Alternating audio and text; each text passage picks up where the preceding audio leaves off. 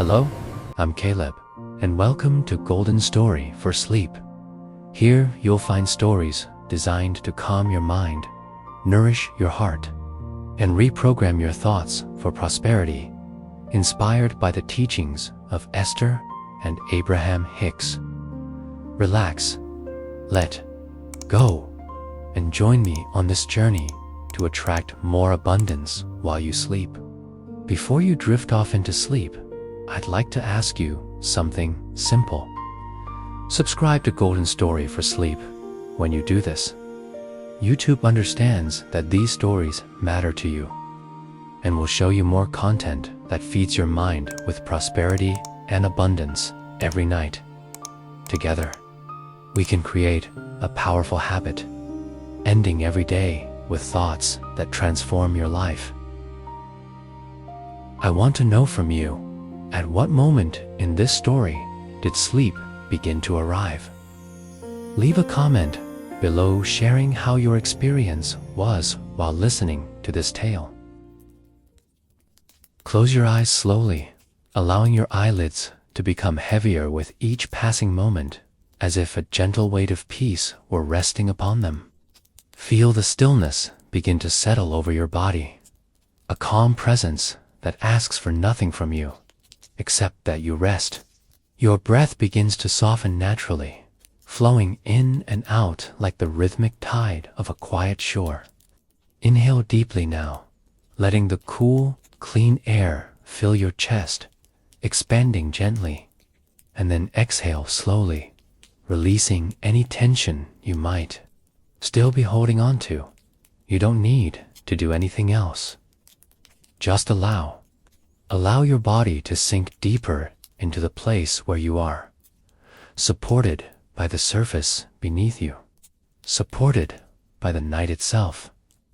Let your shoulders drop naturally, as if they are melting into the space around you.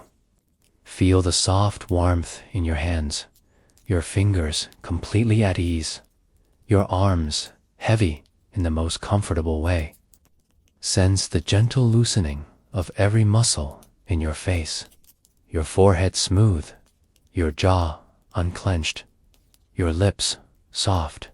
Your breathing continues to find its own rhythm, slower, gentler, calmer. With every breath, you are releasing more of the day. Every sound outside is distant now, as if it belongs to another world. Here, in this quiet space, you are safe. You are home in yourself. You are entering a story, a journey that will quietly work on your mind, aligning it with prosperity, abundance, and gentle certainty. Imagine now a soft, golden light surrounding you. It is not harsh or blinding, but warm, like sunlight, through thin curtains in the early morning. This light has no beginning and no end. It simply exists all around you, seeping into your skin, into your muscles, into your very thoughts. This is the light of possibility, the glow of every good thing that can come into your life. With each inhale, you draw this golden light into yourself. With each exhale, you release any lingering shadows of worry or doubt. There is nothing you need to control here. The light knows where to go. It knows how to fill you with calm and quiet confidence. In this space, you are free to dream, to imagine without limits, to feel the truth that prosperity is not something far away, but something already moving toward you. Here, in the distance, the soft brush of wind passing through unseen leaves, a sound so delicate it could almost be mistaken for a memory. There is also the faint scent of paint and wood, as if you are already near the place where tonight's story will unfold, a place that belongs to an artist, a place that belongs to creation itself. Your mind begins to drift, not quickly, but like a feather floating down a slow river, drifting toward a studio bathed in the warm amber glow of late afternoon light. You will soon enter it, but for now, you are just breathing, just resting, just allowing. Each breath draws you deeper. Each moment you stay here, your mind opens more to the possibility of new beginnings. Feel your chest rise and fall, your heartbeat steady and calm, your mind free from the weight of urgency. Here, there is only softness, only acceptance, only the gentle truth that you are safe and supported. The more you let yourself sink into this feeling, the more you notice how natural it is for you to be at ease, how natural it is for you to expect good things, how natural it is for you to feel deserving of a life that is rich in joy, in comfort, in peace. You are not rushing toward sleep. Sleep is gently coming to meet you, like an old friend walking toward you with a smile. And as you remain here, resting in this golden stillness, you are preparing to open the first page of a story that will move quietly through your subconscious tonight, planting seeds of abundance, dissolving old limits, shaping your thoughts into quiet magnets for prosperity. Every detail of this moment is a part of that transformation. The light around you, the slow air you breathe, the comfort beneath you, all of it is working together to align you with the life you are ready to live. And so, without effort, you allow the day to fade entirely from your body. You allow the story to begin its approach. You allow the night to carry you deeper into the place where change happens without force, where the mind paints new realities before your eyes ever open, and where you, quietly and naturally, become the version of yourself you have always been meant to be. Somewhere in the quiet heart of a town that most maps have long forgotten, there is a narrow street where the sound of footsteps echoes softly, as if the very stones underfoot remember every person who has ever walked there. At the far end of this street stands a small building, its windows tall, but slightly clouded by the delicate film of time. This is where he lives, the artist. The air around this place always carries the faint scent of linseed oil, aged wood, and something else, something less tangible, like the whisper of ideas not yet painted. The building itself is simple, not grand or imposing, but it holds a presence. It feels as though it has been waiting for him, and for him alone, for many years. The front door is made of heavy oak, worn smooth at the edges by decades of gentle use. The handle, cool to the touch, always turns with a soft click, never resisting entry. Inside, the air is still and warm, wrapping itself around you like an old coat that has been mended many times, yet remains soft and comforting. To the left, a large window filters the daylight into a golden haze, scattering across the wooden floor in elongated shapes. The dust motes that float lazily through the air look almost like tiny stars, as if the sunlight itself has been broken into pieces small enough to hold. Against the far wall stands a collection of easels, each one different, some tall and sturdy, some narrow and fragile, each marked by years of paint splatters in every imaginable color. Brushes of all sizes rest in ceramic jars, their bristles splayed and stained, evidence of countless moments of inspiration. On a sturdy table lies an assortment of sketchbooks, their pages curled slightly at the edges.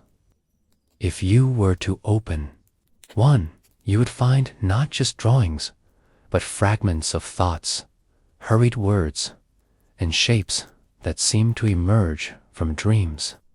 In the corner, an old wooden stool stands beside a shelf of paints. Reds, deep as sunset, blues, soft as early dawn, golds that catch the light in a way that makes you wonder if they are made from something more than pigment. The artist himself moves quietly through this space. He is neither young nor old, his age marked more by the weight of stories in his eyes than by the lines on his skin. His hands are steady, yet carry the faint calluses of a lifetime of work. Each movement he makes is deliberate, unhurried, as though time itself has learned to move at his pace. He wakes each morning with the first light, not because he must, but because he chooses to greet the day before the noise of the world begins. His mornings are slow. Measured, he boils water for tea, letting the steam curl upward while he opens the shutters just enough for light to enter. He stands there for a moment, sipping slowly, watching the way the light shifts as it passes through the leaves of the tree outside. These small details matter to him. They are not distractions, but the quiet foundation of his art. Sometimes he will sit for hours before lifting a brush, simply watching the play of light on a blank canvas. To him, art does not begin with movement, it begins with stillness. And so, he allows the stillness to stretch as long as it needs to. In that stillness, his mind is open, kid, and though he does not yet know it, that openness is what will allow something extraordinary to enter his life. Tonight, you will see the beginning of that. But for now, you can simply stay here, breathing in the warm air of his studio, feeling the rhythm of his unhurried life, knowing that in this quiet place, surrounded by brushes and light, something magical is waiting. Not loud or obvious, but certain. You can feel it already, in the same way you sense the first drop of rain before it touches your skin. Something approaching. There are days when the artist does not speak a single word aloud, yet the silence never feels empty. It feels full, like a canvas waiting to be touched by the first brushstroke. His world is made of textures, scents, and the slow dance of light. When he walks across the wooden floor, the boards creak in familiar tones, as if greeting him each time. He knows exactly which steps will be the quietest, and which will sing softly under his weight. On the windowsill, there is always a jar of fresh water for cleaning brushes, though the water is often tinted faintly with yesterday's color-steiny clouds of blue, amber, or crimson that swirled gently when disturbed. Against one wall, leaning with quiet dignity, are canvases both finished and unfinished. The finished ones are never framed. He prefers them raw, their edges bare, as if they are still breathing. The unfinished ones seem to hum softly with potential, each holding a moment in time when the brush was set down mid-thought. Sometimes he will pause in front of one of these and simply look, not with impatience, but with curiosity, as though the painting itself is deciding what it wants to become. His clothes are simple, a shirt of soft linen, sleeves rolled to the elbow, and worn trousers dusted faintly with dried paint. Around his neck hangs a thin leather cord, and from it a small, smooth stone, warm from years of resting against his skin. No one has ever asked him where it came from, and he has never explained. Yet, when his fingers curl around it, there is a quiet steadiness in his gaze, as if it anchors him in a way nothing else does. Each afternoon, He opens the studio windows wide, letting the breeze wander through, stirring the pages of his sketchbooks and carrying in the distant sounds of life outside. Sometimes it is the chatter of children on the street, sometimes the rolling wheels of a cart, sometimes just the rustle of leaves. These sounds are never interruptions. They are threads in the tapestry of his day. In the evenings, when the sun begins to lower itself toward the rooftops, the golden light becomes deeper, richer. It slides across the room in slow-moving beams, touching the jars of paint until they glow from within. The artist often sits at his work table then, not to paint, but to write a few lines in a small notebook he keeps hidden under a stack of paper. The lines are not always about art. Sometimes they are fragments of dreams, pieces of conversations overheard in the marketplace, or even single words that feel heavy with meaning. He writes them carefully, as if by writing them, he is placing small seeds into the soil of his own mind, seeds that may grow into something later when the time is right. And though his life appears quiet to anyone looking in from the outside, there is a deep current moving within it, a quiet readiness. He has learned that the most extraordinary moments often arrive in silence, without announcement. And perhaps that is why he feels no restlessness, only trust. As night falls, he lights a single oil lamp, setting it on the corner of his table. The flame flickers gently, painting the walls in shades of amber and gold. He moves slowly, as if savoring each action, the placing of a brush back in its jar, the turning of a page, the closing of the window. He does not yet know that tomorrow will bring him to a moment unlike any he has lived before. But somewhere deep inside, there is a part of him that senses it, the same way you can feel the shift in the air before a storm, or the subtle pull of the tide before it changes. For now, he rests in the comfort of his familiar space, unaware that his next brushstroke will not be his own, but will come from something far beyond his hands. And as you sit here, in your mind, breathing in the warm scent of paint and wood, you can feel the weight of this moment, the calm before a gentle, beautiful change. Morning arrives without hurry, the way it always does here. The first threads of light stretch themselves over the rooftops, slipping quietly into the narrow streets, touching the cobblestones with a pale gold glow. The air is cool, carrying the scent of damp stone and freshly baked bread from a bakery 2 streets away. The artist rises, as he always does, slowly, his feet finding the worn path from bed to window. He opens the shutters, and the day greets him with a soft murmur of life beginning beyond his walls. A cart passes below, its wheels rolling over uneven stones with a rhythm that feels older than the town itself. A woman walks by with a basket of apples, their faint sweetness drifting upward to where he stands.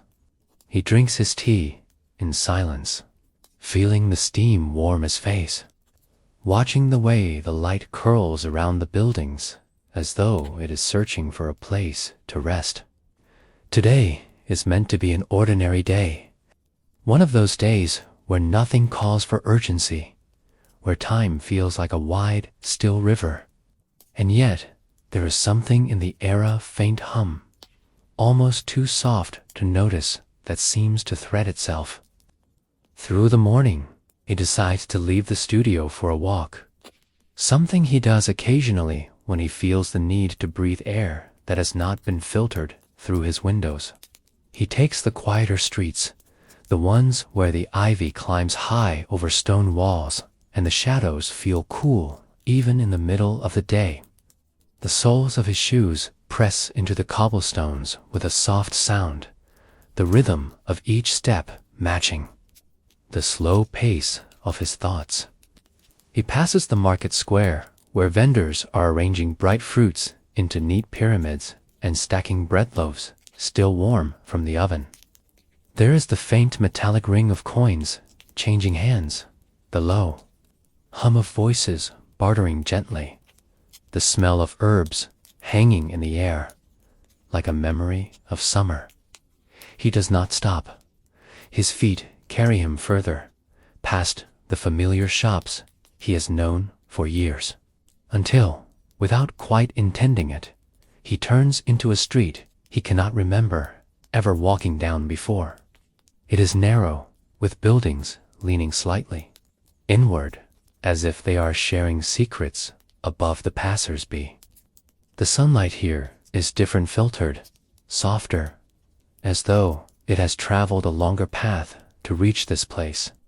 The air is cooler, touched by the faint scent of paper and old wood. Halfway down the street, something catches his eye.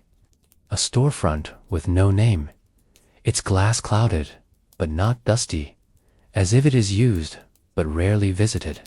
The door is painted a deep, weathered green, the kind of color that suggests it has been there for decades without being repainted. He feels no urgency to enter, and yet his feet slow. Almost of their own accord, he stands before the glass, trying to see inside, but the interior is only a dim suggestion, shapes in shadow, glimmers of light that might be reflections.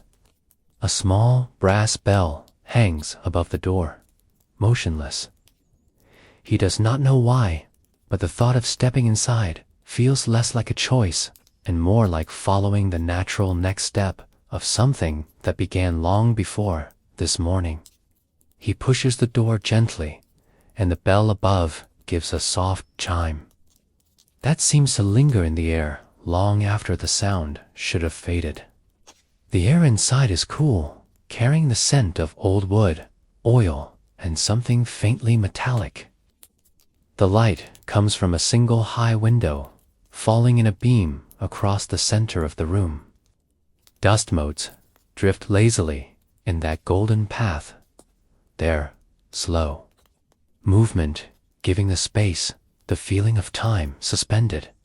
Shelves line the walls, each one holding an assortment of objects, some familiar, like vases and framed sketches, and others strange, their purpose unclear.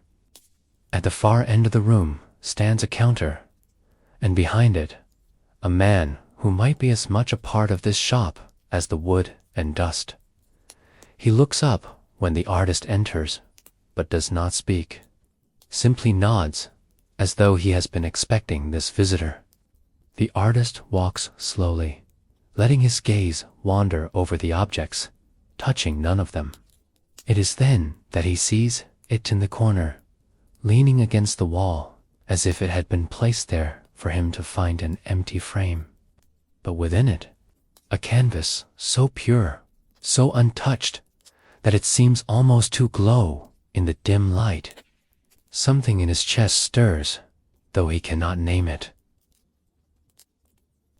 He steps closer to the corner where the frame rests, drawn as if by an invisible thread. The canvas is empty, untouched by any brush, and yet it carries a quiet weight, as if it has been holding its breath for years, waiting for this precise moment. The light from the high window falls directly across its surface, illuminating it in a way that feels deliberate, intentional. He crouches slightly, letting his eyes follow the smooth weave of the linen, noticing the faint texture under the glow. It is flawless, yet there is a softness to it, like skin beneath fingertips. The wooden frame is simple but strong, the grain running in long, uninterrupted lines that guide the gaze inward. He extends his hand without thinking, stopping. just before touching it, his palm hovering above the surface. In that space between his skin and the canvas, the air feels warmer, as if the painting itself, though still blank, is breathing. The shopkeeper has not moved from behind the counter. His gaze is steady, calm, carrying no trace of urgency, as if he already knows the artist will take the canvas with him. How much? The artist asks softly, his voice absorbed by the stillness of the shop. The man shakes his head slowly. It's already yours, he says, in a tone that leaves no room for questions. The artist hesitates, a quiet confusion settling in, but something about the man's voice feels like truth, and so he nods. The shopkeeper lifts the frame effortlessly, as though it weighs nothing, and places it gently into the artist's hands. The moment his fingers close around it, there is a subtle vibration so faint it could be imagined, yet deep enough to move through his chest like the memory of a distant chord. The bell above the door chimes again as he leaves, though he is certain he did not push it hard enough to make a sound. Outside, the air feels different, warmer, carrying a scent he cannot name. He walks back through the narrow streets with the canvas cradled against him, the way one might carry something fragile and alive. Passing the market again, the sounds seem muted, as if the canvas is absorbing them. The rhythm of his footsteps feels altered, each step a little slower, as though he is moving through water rather than air. When he reaches his studio, he sets the frame down carefully on the center easel, stepping back to look at it. The late afternoon light spills across the floor, climbing the legs of the easel and pouring onto the canvas, making it glow once more. He sits in his chair, resting his elbows on his knees, eyes fixed on that blank space. Time stretches, the shadows in the room shift. The colors of the jars on the shelves deepen as the sun lowers, and still he cannot look away.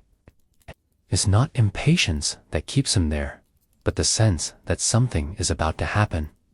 His breathing slows without effort.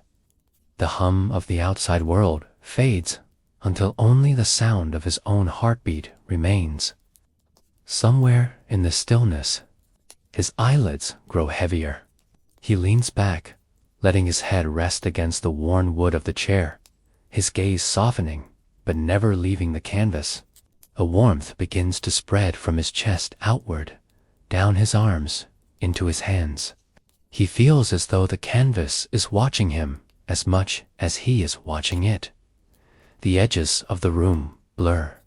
The golden light deepens to amber, then fades toward twilight, and then, just as the first star appears beyond the window, a line, fine, deliberate, merges across the surface of the canvas.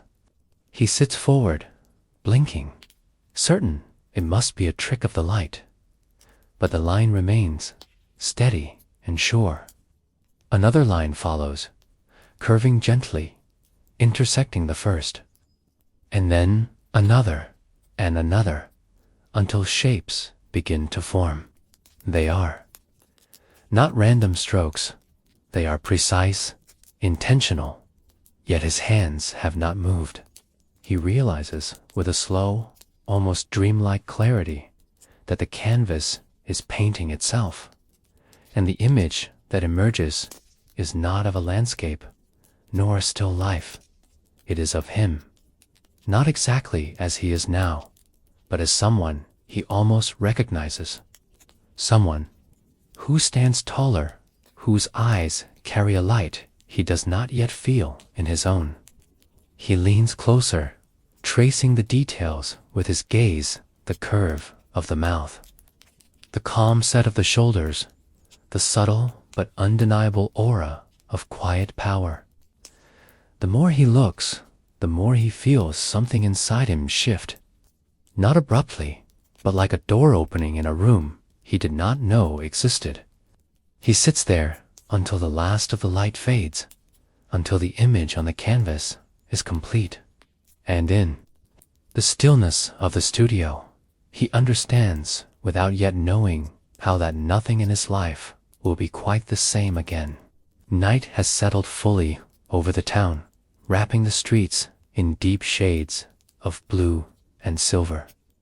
The air outside carries the faint coolness that comes after a warm day, and from somewhere far away, the soft hum of a late-night conversation drifts in through the window. Inside the studio, the artist sits perfectly still before the easel, the newly painted image holding his gaze as though it has caught a thread inside him and refuses to let go. The oil lamp on his work table flickers gently, casting a slow rhythm of shadow and light across the walls.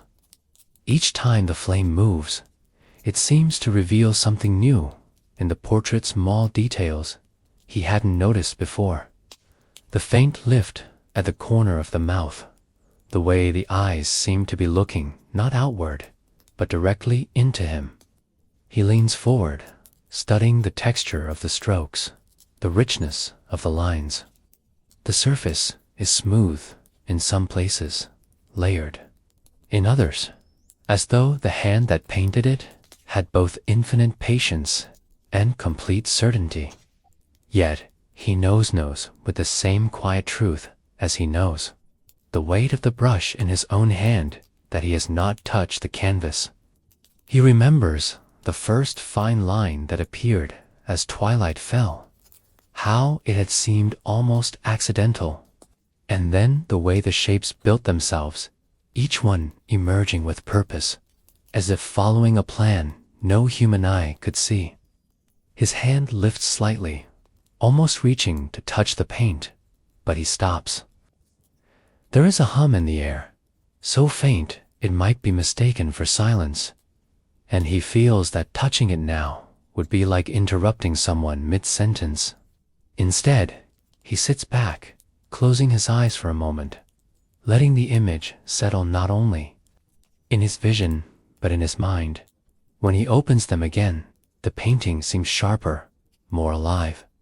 He notices, for the first time, that the background is not empty. It holds faint shapes, almost invisible, like the ghost of a place he has never been, but somehow knows. A curve that could be a doorway, a glint that could be sunlight off water. It is not finished, and yet it feels whole. He does not know how long he sits there. Time has become unimportant, a concept too loud for this quiet space. Eventually, the weariness of the day begins to seep into his body. His shoulders loosen, his breathing slows, and his eyes grow heavy. He does not want to leave the painting, but there is a pull, gentle but insistent, that draws him toward a rest. He moves the easel slightly, angling the canvas so that from his bed he can still see it. Lying down, he lets his gaze linger on the image, the lamplight still brushing softly over its surface. In the quiet between breaths, he thinks he sees the faintest shift of light in the painted eyes deepening, the edges of the mouth softening into something warmer. It could be a trick of the flame, or something else entirely. The rhythm of his breathing matches the slow flicker of the lamp. His body sinks deeper into the mattress. The last thing he sees before his eyes close is the glow of the canvas in the dim light. Somewhere between waking and sleep, a thought drifts through him, not in words, but in feeling. The sense that this painting is not just an image, but a beginning. He dreams that night, though the dreams are not like his usual ones. They are quieter, slower, filled with textures and colors rather than events. He sees gold brushed over a deep blue, light spilling across the edge of a figure, the curve of a smile forming and reforming like a tide. In the dream, he is not painting, yet the canvas is filling.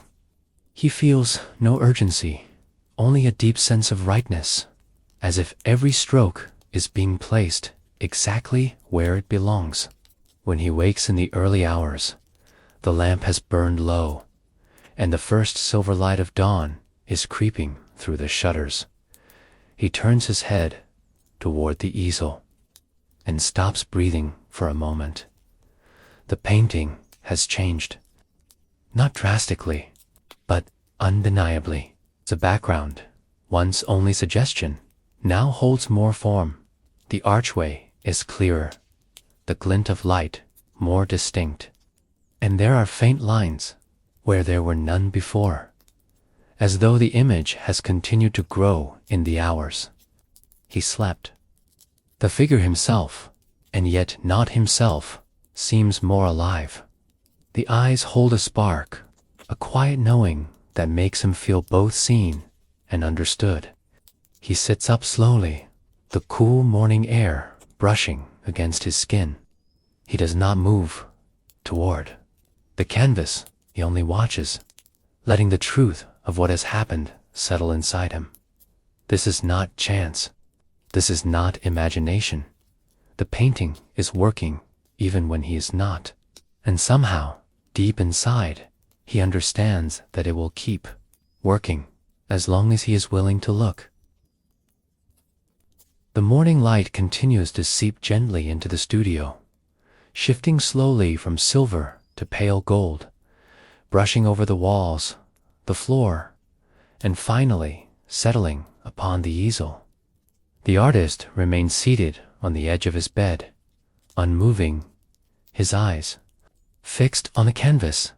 It is not just the changes that hold him, it is the way those changes feel as though they are speaking directly to him, carrying a message without words. He studies the archway that has become clearer overnight. Its lines are soft, yet certain, leading into a space beyond the figure. A space he cannot yet see fully, but one that stirs a sense of curiosity deep within him. The light that glints beyond that archway is not the light of his own studio. It is warmer, richer, as though it belongs to a place where the air itself hums with promise. He notices, too, that the version of himself in the painting is not standing still. The stance is the same, but there is now a subtle shift in the shoulders, a quiet readiness in the way the head is held. The eyes look as though they have just thought of something important, something worth following. He draws a breath, slow and steady, and in that moment he feels an odd connection, as though the figure in the painting has drawn the same breath with him. He stands and crosses the room, his bare feet silent on the worn wooden floor. The air between him and the canvas feels warmer the closer he gets, as if the image itself is radiating a quiet energy. He stops, just short of touching it again, his hand hovering above the surface, his palm tingling faintly. He wonders, not with doubt, but with a kind of reverence, whether the painting will change again while he watches. Minutes pass, the light shifts slightly, and then, in the faintest, almost imperceptible way, the curve of the mouth deepens. It is not a smile exactly, but something close, something that carries both kindness and certainty. The sensation in his chest is not shock, but recognition, as though this was always meant to be, as though the painting has been waiting for this moment as much as he has. He takes a step back, the corners of his own mouth lifting without his intending it. There is no fear in him, no sense of impossibility, only the calm acceptance that he is standing in the presence of something he cannot explain, yet completely believes. He spends the day near the easel, doing small tasks, sharpening pencils, cleaning brushes, refilling jars with clean water, but always with his gaze returning to the painting. At times, it seems unchanged, but then, hours later, he will notice a subtle shift, a strand of hair falling differently, the faint suggestion of fabric along the figure's shoulder, the deepening of the background's glow. Each change feels deliberate, as though the painting knows exactly what it is revealing and when. As evening approaches, the golden light of the setting sun pours into the studio, bathing the walls in warmth. The colors in the jars seem to come alive, and for a moment he wonders if the painting would drink in that light as well. He sits before it as the day exhales into night, the lamp once again becoming the only source of illumination. The flames glow dances across the surface of the canvas, and in that flicker he is sure he sees the archway widen, just enough to suggest that there is more beyond it, something waiting to be stepped into. The thought that comes to him is not one of urgency, but of inevitability, that whatever is beyond that archway is already on its way toward him. When sleep begins to call again, he moves the easel to the same place as the night before, angled so the last thing his eyes will see is the painting. Lying back, he lets his gaze soften, letting the image blur slightly until it becomes more sensation than sight. And in that quiet blur, the figure in the painting seems to breathe. He closes his eyes, and in the space between waking and dreaming, he feels himself standing in that archway, bathed in the same golden light, sensing that on the other side lies a version of his life filled with things he has not yet dared to imagine. The hum that lives inside the canvas seems to fill the air around him, moving gently through him, loosening something that has been tight for years. The sound is not loud, it is more like the memory of music, the echo of a note still vibrating, long after it was played. In his dream, the archway glows brighter, the figure himself, yet not turned slightly, as if to invite him forward. But before he can move, the dream dissolves into colors, into light, into the warmth of a presence that feels both ancient and entirely his own. He sleeps deeply, and somewhere in the quiet heart of the night, the painting continues its work, line by line, layer by layer, bringing into being something that is both a reflection and a promise. And in the morning, when the first light returns, he will see that the promise has grown. The first light of morning slips quietly into the studio, brushing over the edges of the shelves, kissing the tops of the paint jars, and finally resting on the easel. The air is cool, fresh from the night, carrying with it the faint scent of rain that must have fallen while he slept. The artist stirs slowly, his body waking in the same unhurried rhythm as the light. He blinks once, twice, and then his gaze drifts instinctively toward the painting. What he sees pulls him fully into the morning in a way no alarm ever could. The archway in the background has grown more defined, its edges sharpened with a precision that makes it seem as though you could reach through the canvas and run your fingers along the stone. Beyond it, the golden light that once seemed distant now spills forward, touching more of the figure, more of him.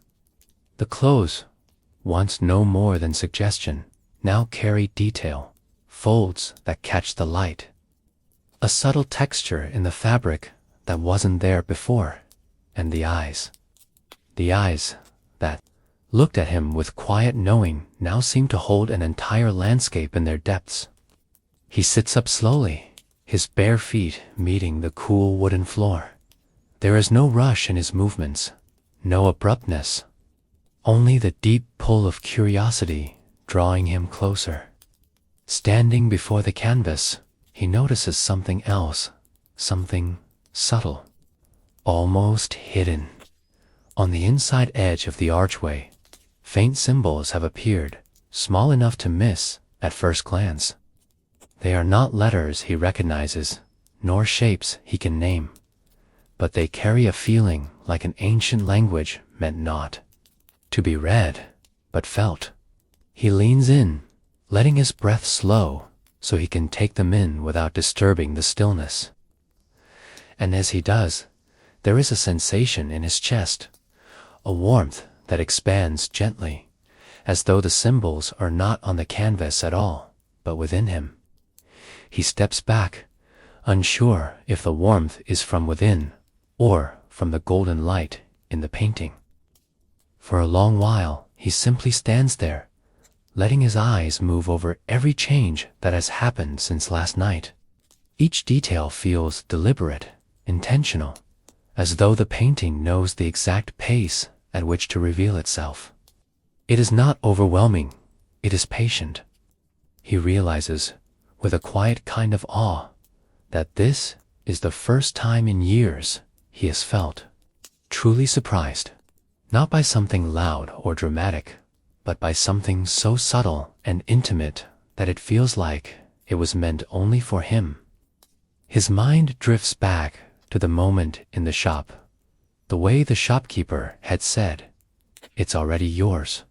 The words now seem less like a transaction and more like a truth, something deeper, something that was always waiting for him to arrive. He reaches out again, and this time his fingertips hover closer than ever to the surface.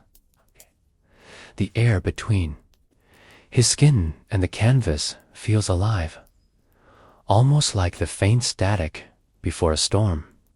He does not touch, it's some instinct tells him not to, but he can feel the hum, faint yet steady, as though the painting is breathing with him.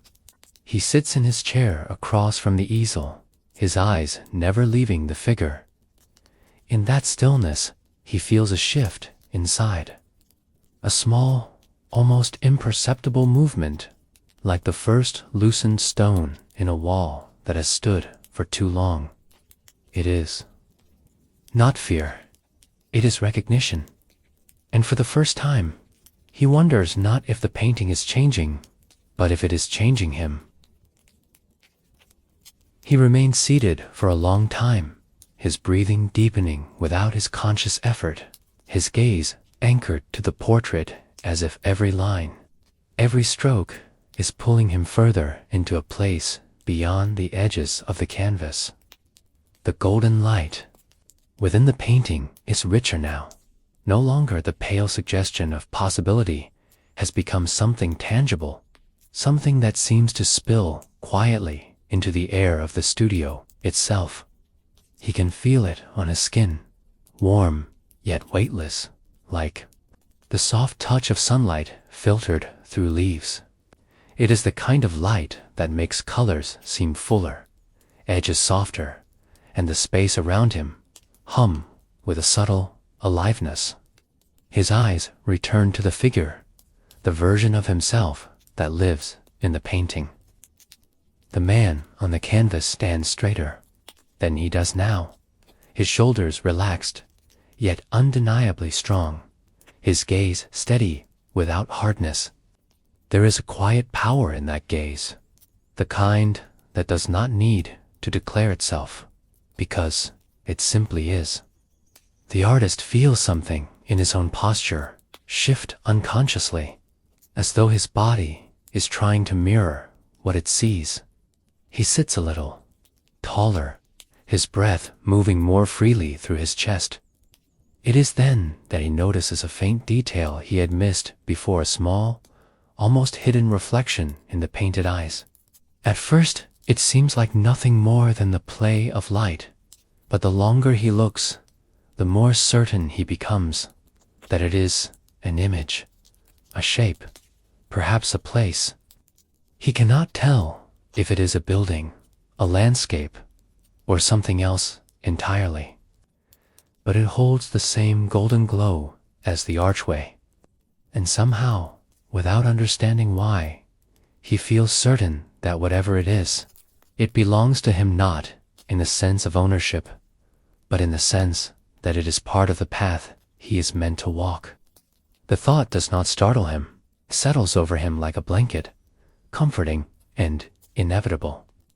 He shifts in his chair, the wood creaking softly under his weight, but his eyes never leave the painting.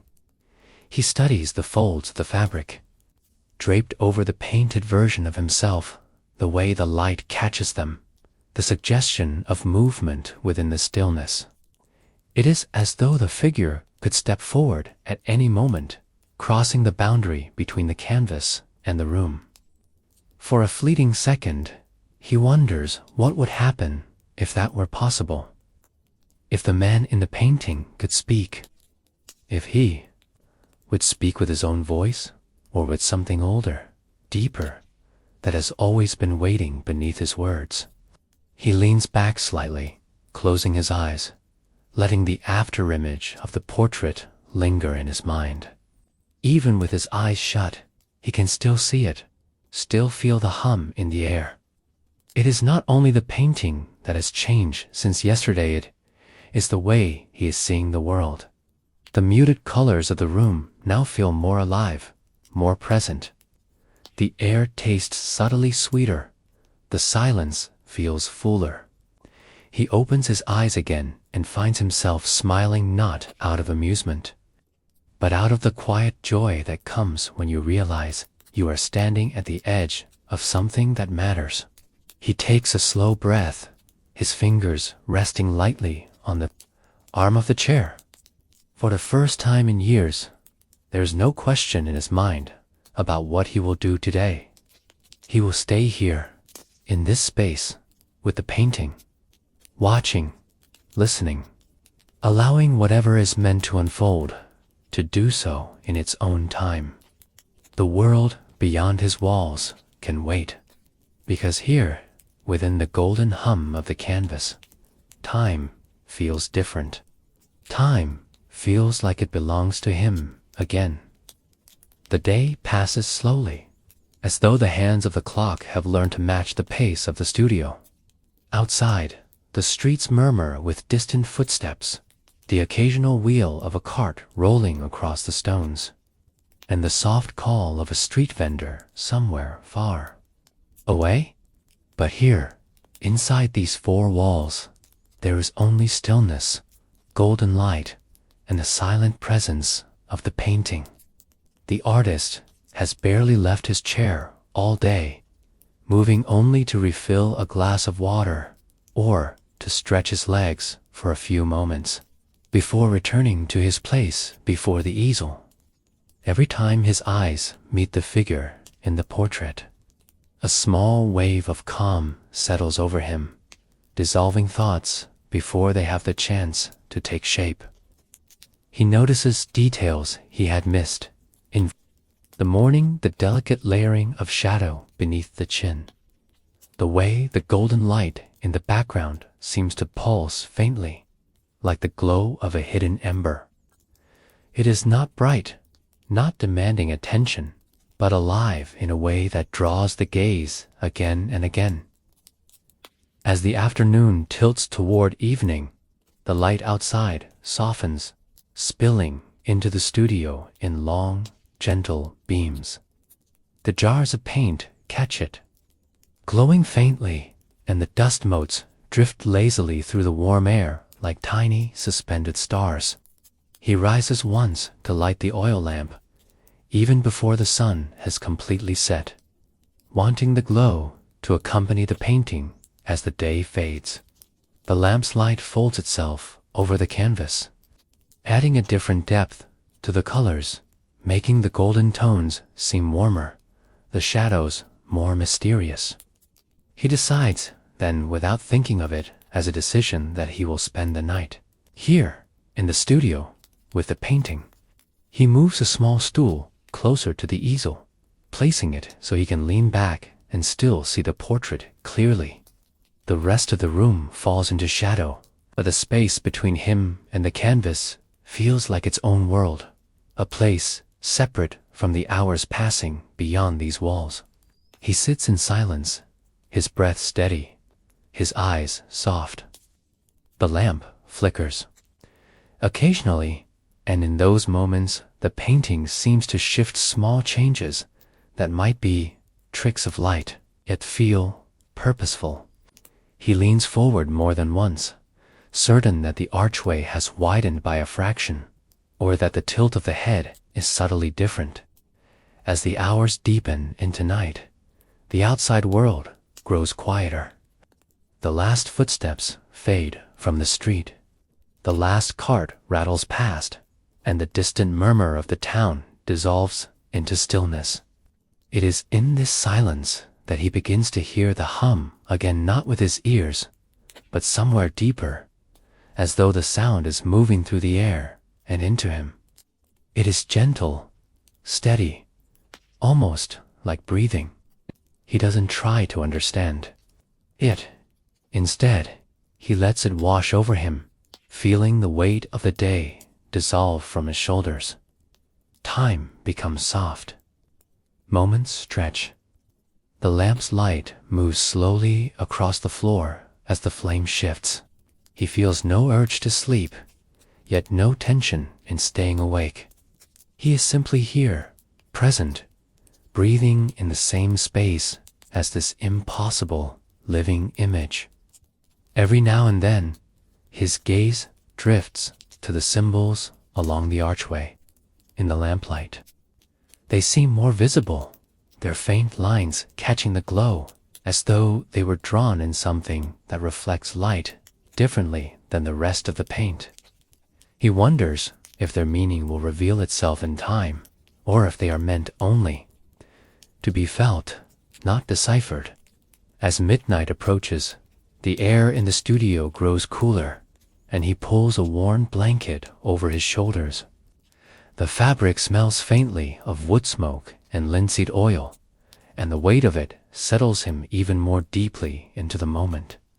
His breathing slows further, and for a time, it feels as though the only things in existence are himself, the painting, and the golden hum that connects them. The hours slide past without edges, blending into one another until time feels like a single, unbroken thread. The lamp continues its steady glow, casting the canvas in soft gold, while the rest of the studio sinks into deep shadow. The artist's gaze remains fixed on the portrait, not with the intensity of someone trying to solve a mystery, but with the quiet devotion of one listening to a story that unfolds in its own language. The hum within the air is steady now, more present than before, as if the night itself is amplifying it. It is not loud. It is a sound you might miss if you were distracted by thought. But here, in this stillness, it becomes impossible not to feel it. It moves through the space like the faint vibration of a distant drumbeat, sinking slowly with the rhythm of his breath, the pulse in his chest. His body has become so still that he is aware of the tiniest shifts, the way the blanket adjusts as he exhales, the soft weight of it over his shoulders, the cool touch of air against his hands where the fabric doesn't reach. He notices the archway again, the way its edges seem just slightly more open than they were when he first sat down.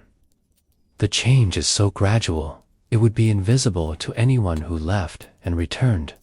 But here, in this unbroken watch, he feels every subtle transformation. Beyond the archway, the golden light appears softer now, as though it is reaching toward him in a slow, unhurried embrace. His attention drifts to the painted figure, the other version of himself standing therein. that warm glow. The stance is unchanged, but the eyes seem more aware, more alive. There is a depth to them tonight, as though they hold a question he cannot yet hear clearly. He wonders for a moment what it would be like to step through that archway, too. Feel that light on his own skin.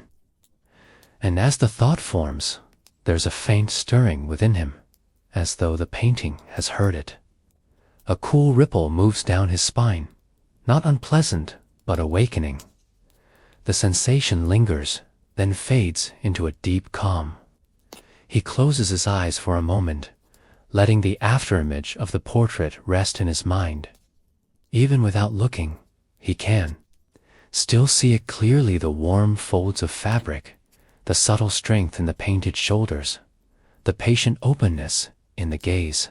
He breathes in slowly, imagining the golden light expanding in the space between them. And when he opens his eyes again, it feels as though the painting has drawn closer. Not physically, but in the way it meets him, sees him. The hum deepens for a moment, vibrating just enough for him to feel it in his fingertips. He rests his hands on his knees, palms up, as if to receive it fully. The studio is utterly silent otherwise, save for the occasional pop of the lamp's flame or the faint sigh of wood shifting in the cool night air. It's in this deep quiet that his thoughts begin to fade entirely, replaced by a kind of listening that doesn't depend on words. It's as if the painting speaks directly into that part of him which understands without language. He doesn't notice the moment when his breathing matches perfectly with the rhythm of the hum, but once it happens, he feels himself sink even deeper into the chair. His body lighter, his awareness wider. The line between himself and the painting softens. There is no urgency, no question of what this means. Only the certainty that this is exactly where he is meant to be, in this precise hour of the night, watching, listening, being. The lamp burns low, its light dimming slightly, and the edges of the room seem to fall further away until all that exists is this small circle of glow holding the two of them, the watcher and the watched. Somewhere outside, far off, a single bell chimes the hour, the sound weaving itself into the hum as though it belongs. He remains there until the first pale threads of dawn begin to touch the shutters, and when he finally closes his eyes to rest, it is not sleep that takes him, but a drifting into the same golden light that fills the archway in the painting. Morning arrives as a whisper rather than a knock, a pale wash of light slipping through the shutters and laying itself across the studio floor like silk poured slowly from a height. The artist's breath is steady where he rests, not quite asleep and not quite awake, cradled by that delicate threshold where dreams finish saying what waking cannot. When his eyes open, there is no jolt, only the gentle decision to let the day in. He turns his head first, as he always does now, toward the easel. The canvas holds its same golden hush, the same quiet authority, and yet, before his mind can find the word for it, something inside him recognizes what is different. He sits up, feet finding the cool wood, and the recognition grows. It is in the background, yes, but also in the air of the portrait itself. The way a room changes when a window has been opened somewhere you cannot see. He stands and moves closer, careful the way one is careful with a sleeping child. And the change resolves itself as if a lens has found its focus along the inside of the archway, where faint symbols once hovered like breath on glass. There is now A thread-fine band of light, a seam of brightness so slender he almost doubts it. It is not painted in the way pigment is laid down. It feels discovered, revealed, as though the painting has burnished the darkness until a hidden edge began to gleam. He leans in, and the line answers softly, not by growing stronger, but by seeming more certain of itself. He feels it in his chest as a small alignment, a click of something that has always been meant to fit. The figure, his other self, seems to inhabit the new light without announcing it. The eyes carry the same patient knowing, but the lids rest a fraction lighter. The corners lifted as if some old heaviness has relieved its post and gone walking elsewhere.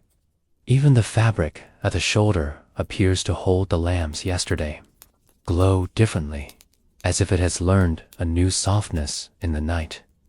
He becomes aware that he is breathing shallower than before, not from strain, but from reverence, the way one breathes in cathedrals or forests, or the first minutes after a loved one forgives you. He steps back enough to see the whole, and the studio itself seems to rearrange around the painting jars of paint, no longer mere objects, but witnesses. The grain of the floorboards, a slow river carrying the light forward. His gaze drifts to the far left of the canvas, where the background had once been quiet as fog. Now there is the suggestion of a path, not drawn as a path is drawn, but born in the arrangement of tones, a long, barely brighter swath that curves inward toward the archway, like a thought returning to the mouth that thought it. He does not ask what it means. The habit of naming things has been thinning in him with each passing day, and what remains is a practice of listening, of letting meaning arrive on its own feet. He remembers, without trying, the precise moment in the night when his breath and the hum inside the canvas were one thing. He remembers the flare of a distant bell that had folded itself into that hum. He remembers the warmth across his palms, though they held only air. It is not memory, the way cities remember their streets. It is memory the way water remembers its shorelines by the shape it keeps after the tide recedes. He senses that the change he is seeing is not the paintings alone. Something in him has been moved by the same hidden hand, and the portrait is simply the more honest witness. He sits again, not from fatigue, but from a desire to be level with the image, eye to eye. The face that is and is not, his gaze is back. He waits. The light along the arch does not flare or dim. It persists, steady as a promise kept without ceremony. Then, as if hours and seconds have agreed to forgive each other and meet halfway, another alteration reveals itself, so small he would have missed it had he blinked. Within the painted eyes, there is the faintest echo of the studio itself, a ghost reflection of window and wall, but not as they are now. The shutters are wider there, in that reflection, and beyond them the day is deeper, the gold full, as though in the world inside the painting, time has moved a notch ahead of his own. He feels no fear at the strangeness of it. Its wonder has made a quiet home where fear once lived. He lets the discovery spread through him the way tea does through water slowly, making everything it touches warmer. A thought arrives, not as words, but as a posture inside him. If the painting is a head, then the life it shows is not a demand, but an invitation. And invitations, he knows, are accepted not by rushing, but by stepping into readiness. He rests, his hands palms down, on his knees, and notices the steadiness there. The trembling that had been his companion when the first lines appeared is gone. The body has learned the language of this room and answers it with calm. Outside, a traveler's cart passes, and the wheel song brushes the edge of the moment without disturbing it. He watches the path in the background bloom a note brighter where it curves inward. And with it, something loosens behind his sternum. He doesn't know if it is an old belief or an old tiredness dissolving. But it gives, and in the space it leaves the breath has more room. He stands again and, keeping a respectful distance, raises his hand until his palm is level with the painted heart.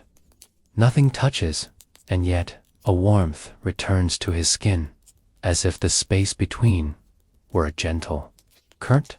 The symbols along the arch respond, or perhaps his awareness responds to them.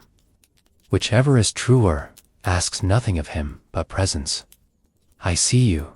He thinks not to the painting, but to the part of himself that the painting keeps lifting into view. The sentence does not need sound to be heard. Another subtlety declares itself along the lower edge of the canvas. A shadow that was once general has found a specific source. The suggestion of a threshold just beyond the figures. Feet. It is the kind of detail that painters leave for last. The moment where the world being made remembers gravity and gives the subject a place to stand. He feels grounded in answer, as if some agreement between them has been signed without ink. The minutes grow leaves and become an hour. The hour finds a trunk and becomes a tree. He remains, and the painting remains, and between them a field of certainty grows that does not need to be explained. A bird lands on the sill outside and offers a single, curious note, then another, brighter end, flies on. He smiles, without thinking, because even the smallest visitor has begun, lately, to feel like part of the choreography. The seam of light along the archway is not a door yet, not in the way doors are made of wood and hinges, but it is doorish, the way a promise is already a kind of arrival. He pictures, only for a breath or two, what it would be to cross such a seam, and at the very edge of that imagining he senses the hum answer low and pleased, like a friend's laugh shared with a hand on your shoulder. The studio is different. Now, not because it has moved, but because he has. He understands, not with his mind, but with the place mind returns to when it is tired, that today's work is the same as last night's. To watch, to listen, to allow, to keep company with what is becoming until it is ready to be named. And so he settles and watches and breathes, while the smallest changes continue their quiet labor polishing the path, tempering the gold, easing the figure's gaze into a softness that is also strengthened though morning becomes afternoon, and afternoon inclines toward the warm, forgiving light that has begun to feel like a language they share. The day begins to lean into afternoon, the sunlight warming in tone, turning from the pale gold of morning to the deeper amber that rests more heavily on the wood of the floorboards. The artist has not left the studio, not even for the comfort of the kitchen below, though a half-full glass of water sits untouched on the table. His hunger is quiet, distant, as if the presence of the painting is feeding a different part of him entirely. He shifts his chair slightly to follow the angle of the light, keeping the seam of brightness along the archway in clear view. In this softer, heavier light, the thin band of illumination is no less vivid. It seems instead to carry the warmth of the sun within itself, glowing in harmony with the hour. The background has changed again, though the changes are like the growth of roots, imperceptible in their movement, undeniable in their result. The path that had curved gently toward the archway now shows the faint suggestion of texture, as if tiny stones or scattered leaves have been laid there. Not fully formed, not yet detailed, but present in a way that makes the eye believe they could be touched. The figure's posture, too, carries a new subtlety. There is the smallest shift forward, the weight settling more toward the ball of the foot rather than the heel, an almost imperceptible readiness. It is not a stride, not yet. It is the gathering of breath before one. The artist notices this and feels his own chest respond, his shoulders loosening, as though some shared anticipation has been passed between them. He does not ask what it is they are waiting for. The act of waiting has become its own quiet pleasure. Outside, a wind moves through the street, sending a soft murmur of leaves against the walls. And for a brief moment, the hum within the studio seems to sway with it. The light in the painting appears to breathe, deepening and then softening again, like the slow inhale and exhale of something alive. He rests his elbows on his knees, leaning forward just enough that the rest of the room falls away. The symbols along the arch's inner curve are clearer in this hour, as though the day's light has coaxed them into visibility. They seem less like static markings and more like living lines, their edges subtly shifting if watched too long, as if adjusting themselves to be read by the part of him that understands without language. His mind drifts not into thought, exactly, but into sensation. The smell of the oil lamp from last night lingers faintly in the air, mixing with the dry scent of wood warmed by the afternoon. The creak of the chair beneath him is slow and patient, matching the unhurried pulse of the moment. He lets his breathing fall in step with the imagined steps on the painted path, each inhale drawing him closer, each exhale settling him where he is. As the sun lowers further, the room grows quieter still.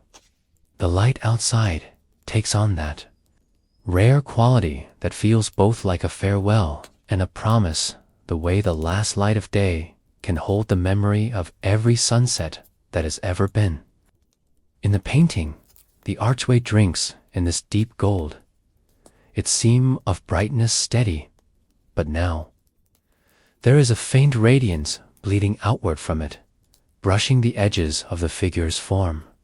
The golden hue seems to rest against the painted shoulder, travel along the arm, and stop just short of the fingertips, as though the light itself is poised to take the next step. He watches this with a slow, settled awareness of someone learning the weather of another world. Evening begins to slip in, and the first shadows stretch long across the floor. Reaching toward the easel, like the room itself, is drawn to what is happening there. The hum remains a constant presence, but now it feels layered. There is a deeper note beneath it, one that seems to vibrate faintly in the air near his chest, as if the space between himself and the canvas has grown denser, richer. The artist closes his eyes for a moment, feeling the low notes settle in him, and when he opens them again, he catches a final change before the light fades completely within the painted eyes. That ghost reflection of the studio has shifted once more. In it, the shutters are wide open now, and beyond them the view is drenched in full ripe sunlight, a light that belongs to a different hour, perhaps even a different day. It feels as though the world inside the painting is moving ahead, carrying its own seasons, its own time. And he is being invited to notice, not to catch up. The oil lamp will be lit soon. He can already sense the coming intimacy of that glow. But for now, in the last breath of daylight, he simply watches as the seam of light in the arch holds steady, waiting, the figure patient beside it. And in that shared patience, something wordless passes between them, a promise that the smallest changes are the ones that matter most, because they are the ones that last. Night gathers in slow folds, wrapping itself around the studio, until the only light left is the warm, breathing glow of the oil lamp. The glass of water on the table now reflects that glow in a trembling sliver, a quiet echo of the flames. Dance! The artist has moved the chair slightly closer to the easel, not from impatience, but from a desire to feel more fully within the painting's circle of presence. He sits there, letting the stillness deepen until the sound of his own breath becomes part of the room's texture. The figure on the canvas stands as it has stood all day, the seam of light along the archway steady, the background holding its golden hush. And yet, as he lets his thoughts drift, something in the painting seems to lean toward him, not physically, but in the way awareness leans toward a sound it recognizes. He closes his eyes for a moment, inhaling slowly, exhaling even slower, and thinks without trying to think of a memory. Walking through a sunlit courtyard, the air scented with jasmine, the sound of water playing in a fountain. It is a memory so vivid that his chest softens, his shoulders lower, and a warmth spreads through his hands. When he opens his eyes again, the change in the painting is subtle but undeniable. The background, beyond the archway, carries the faint suggestion of foliage, a hint of green that was not there before, and in that green, the curve of something. That could be a vine. His breath catches, not in shock, but in the recognition of something quietly impossible. His thought, his memory, has found its way into the canvas. He leans forward, studying the new detail. The vine is not sharp in outline. It is as if it is emerging from fog, becoming real 1 inch at a time. The golden light around it seems warmer too, as though it has drunk from the same memory he just held. He sits back again, his mind neither racing nor still. It is opening, like the slow bloom of a flower in evening light. Could it be that what he carries within himself shapes what the painting reveals? The idea does not feel like a question. It feels like something that has been true for a long time and is only now stepping forward to be noticed. He decides, without moving, to try again. This time he brings to mind not a place, but a feeling, the quiet fullness that comes after finishing something deeply important, the satisfaction that asks for nothing more. He lets the feeling fill him, not forcing it, but allowing it to settle into his body, into the way his hands rest, the way his breath moves. When his gaze returns fully to the painting, the change is there again. Small, but present. The path in the background seems smoother now, as though the stones upon it have been set in place with care, ready to be walked without stumbling. A slow exhale escapes him, carrying with it the thin layer of doubt that had tried to cling. This is no coincidence. The painting is listening. And not just listening, it is responding. The hum in the room deepens, as if in agreement, and for the first time he realizes it is not a hum that comes from the canvas alone. It is the sound of what happens when two presences, his and the paintings are tuned to the same note. He lets this awareness sit with him, not rushing to test it further. The lamp's light grows softer as the oil burns lower, and he knows that soon he will angle the easel as before, so that it is the last thing he sees before sleep. But for now, he remains awake, breathing with the painting, feeling the quiet thread that now links his inner world to the one behind that golden arch. And in that stillness, he understands this is not merely a work of art. It is a mirror, a guide, and a collaborator in whatever is about to unfold. He sits for a long time in that quiet realization, the truth of it spreading through him like ink in clear water, slow, deliberate, inevitable. The hum between himself and the canvas is no longer something he strains to notice. It is simply there, woven into the air, into the floorboards, into the spaces between each breath. He decides to lean further into this new understanding, not as an experiment, but as a continuation of a conversation that has already begun. Closing his eyes again, he calls up the memory of a small wooden table in his childhood home, the one by the window where the morning sun would pool each day in a perfect rectangle, warming the grain until it smelled faintly of honey.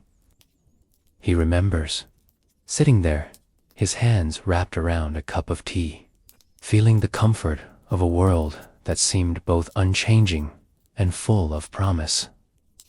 As he lets that memory settle into his body, he feels his own breath grow warmer in his chest, his shoulders releasing without effort. When he opens his eyes, the change is waiting for him inside the archway. Just beyond the painted figure's shoulder, a patch of golden light on what might be a wooden surface with a grain so familiar that he could swear he knows. Its touch, the detail is incomplete, as though the painting has caught the scent of the memory, but is still gathering it in. His lips curve into a slow smile, not out of surprise now, but out of a deepening trust. He is not imposing these images. He is offering them, and the painting accepts at its own pace, shaping them into its own language. Encouraged by this quiet dialogue, he decides to shift his focus to something he has never seen, but has always longed to, an imagined place rather than a remembered one. He pictures a garden that has never existed outside his mind. Tall, silvery trees with leaves that shimmer between green and gold. A stream whose surface holds the sky like a mirror. An air so warm and gentle it feels like the first breath after winter ends. He does not force the image into sharp detail. Instead, he lingers on the feeling it gives him a sense of wholeness, of being completely at home in a place that has no walls. His gaze returns to the painting, and there it is, again the subtlest shift, the hint of vertical lines in the distance that could be the beginnings of those tall trees, their shapes still soft, as if the world inside the canvas is sketching them with light before committing them to form. The hum in the room changes, still steady, but carrying a new undertone, a low resonance that feels almost like approval. The artist leans back in his chair, the wood creaking gently beneath him, and lets his hands rest loosely on his thighs. The air feels different now, Reacher Fullerend. He realizes that he is not simply influencing the painting. It is influencing him. The calm he feels is not just the absence of tension. It is an active, living stillness, one that seeps into his thoughts, making them slower, kinder, more deliberate. He understands now that this is not a one-way act of creation. It is a weaving together of two worlds, each shaping the other. His role is not to control, but to be present, to offer, to receive. The lamp's flame flickers once, briefly casting the archway in deeper shadow. And when the light steadies again, he notices one more change. The path in the background is clearer. Now, its surface marked with small, deliberate patterns, as if stones have been laid there not just to be walked upon, but to be felt underfoot, each one carrying its own quiet blessing. He exhales, long and slow, and feels a warmth spread from the base of his spine upward, a physical echo of the golden light in the canvas. He knows now, with a certainty that doesn't require proof, that whatever this is, it is not finished, not with the painting, and not with him. The night will come, and he will sleep in the same room again, and while he rests, the connection will continue its work. And in the morning, there will be more to see, more to understand, more to become. Morning arrives with a slow, silver light, the kind that seems to wash the edges off the world before coloring it in again. The artist wakes with a steady hum, still faintly in his chest, a quiet echo from the night before. He turns his head toward the easel before his feet even touch the floor. The painting waits there, unchanged in its presence, but different in its detail. The path is clearer than when he last saw it. The seam of light along the arch, just a fraction brighter. The figures gaze a shade more direct, as if it has moved. One step closer without changing its stance. He sits for a long while, simply taking this in, his breathing matching the rhythm of what he sees. Until now, every change in the painting has felt like a gift offered without request, a response to his unspoken memories and imaginings. But today, something in him stirs a thought, not of testing or challenging, but of stepping more fully into this silent exchange. He wants to see what happens when his intention is shaped with clarity, when he not only feels something, but chooses it deliberately, as a painter chooses a color. He rises from the bed and moves to the chair before the easel, placing it close enough that the canvas fills his vision. The rest of the studio fades to the edges, the shelves, the jars, the table. With its scattered tools, everything becomes background to this moment. He closes his eyes and lets his breath deepen, counting each inhale to 4, each exhale to 6, until the rhythm feels like a tide pulling him inward. He begins to build the scene in his mind, not hurriedly, but with the slow precision of laying one stone upon another. He sees himself standing in the place beyond the archway, his bare feet on the path of smooth stones, the golden light resting on his shoulders like something familiar and beloved. He imagines the air warm but not heavy, carrying the scent of something sweet and green. He hears the faint sound of water nearby, a stream or a fountain, its rhythm blending with the hum. And then he adds something new in his mind's vision. There is a tree to his left, tall and full, its leaves shimmering between green and gold as they catch the light. It is not a memory, has never existed for him, but he holds it steady, shaping it in his thoughts as if it were a detail he has decided to paint. He stays with this image for a long time, breathing into it, letting the feeling of being there sink into his body until it no longer feels imagined, but remembered. Only then does he open his eyes.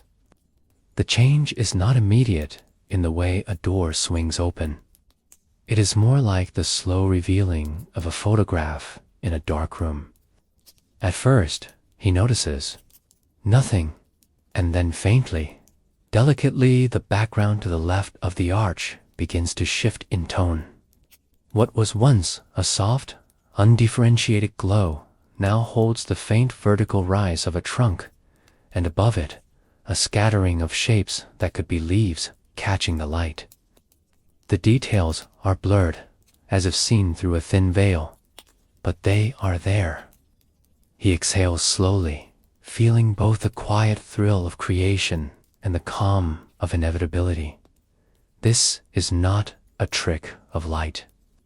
It is a conversation, and his voice has just been heard clearly for the first time. He leans back, keeping his gaze soft, not wanting to force the change or crowd it with expectation. The hum in the room deepens again, like a low note played with more weight. And he feels it not just in his chest now, but in his hands, as if his palms have been warmed from within. He resists the urge to push further. Instead, he lets the connection rest, knowing that whatever has begun will continue to grow in its own time. As the day unfolds, he remains near the easel, not staring constantly, but glancing often, and each time he does, the shapes of the tree are a fraction clearer, the shimmer of the leaves more convincing. By late afternoon, the archway seems to frame not just the figure, but the beginnings of a world that is listening to him and answering in its own deliberate language.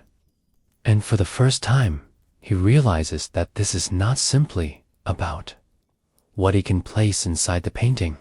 It is about what the painting can place inside him. The afternoon light drifts toward evening, carrying with it a quiet sense of completion, as if the day itself knows when to stop adding brushstrokes. The artist sits back in his chair, eyes moving between the canvas and the slow sweep of light.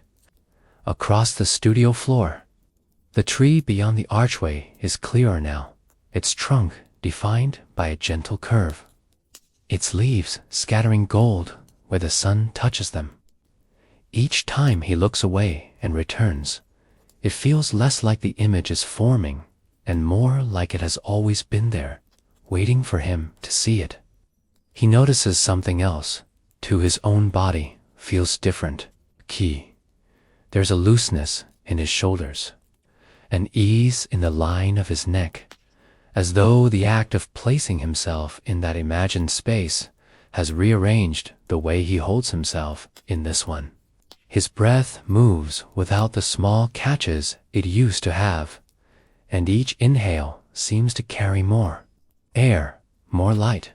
He realizes this isn't just about seeing a change, it's about inhabiting it. He decides to try again, not to force more detail into the painting, but to invite it. Closing his eyes, he brings back the feeling from earlier, the sense of standing on that smooth stone path. He focuses on the sensation of the stones beneath his feet, cool at first, then warming as the golden light settles over them.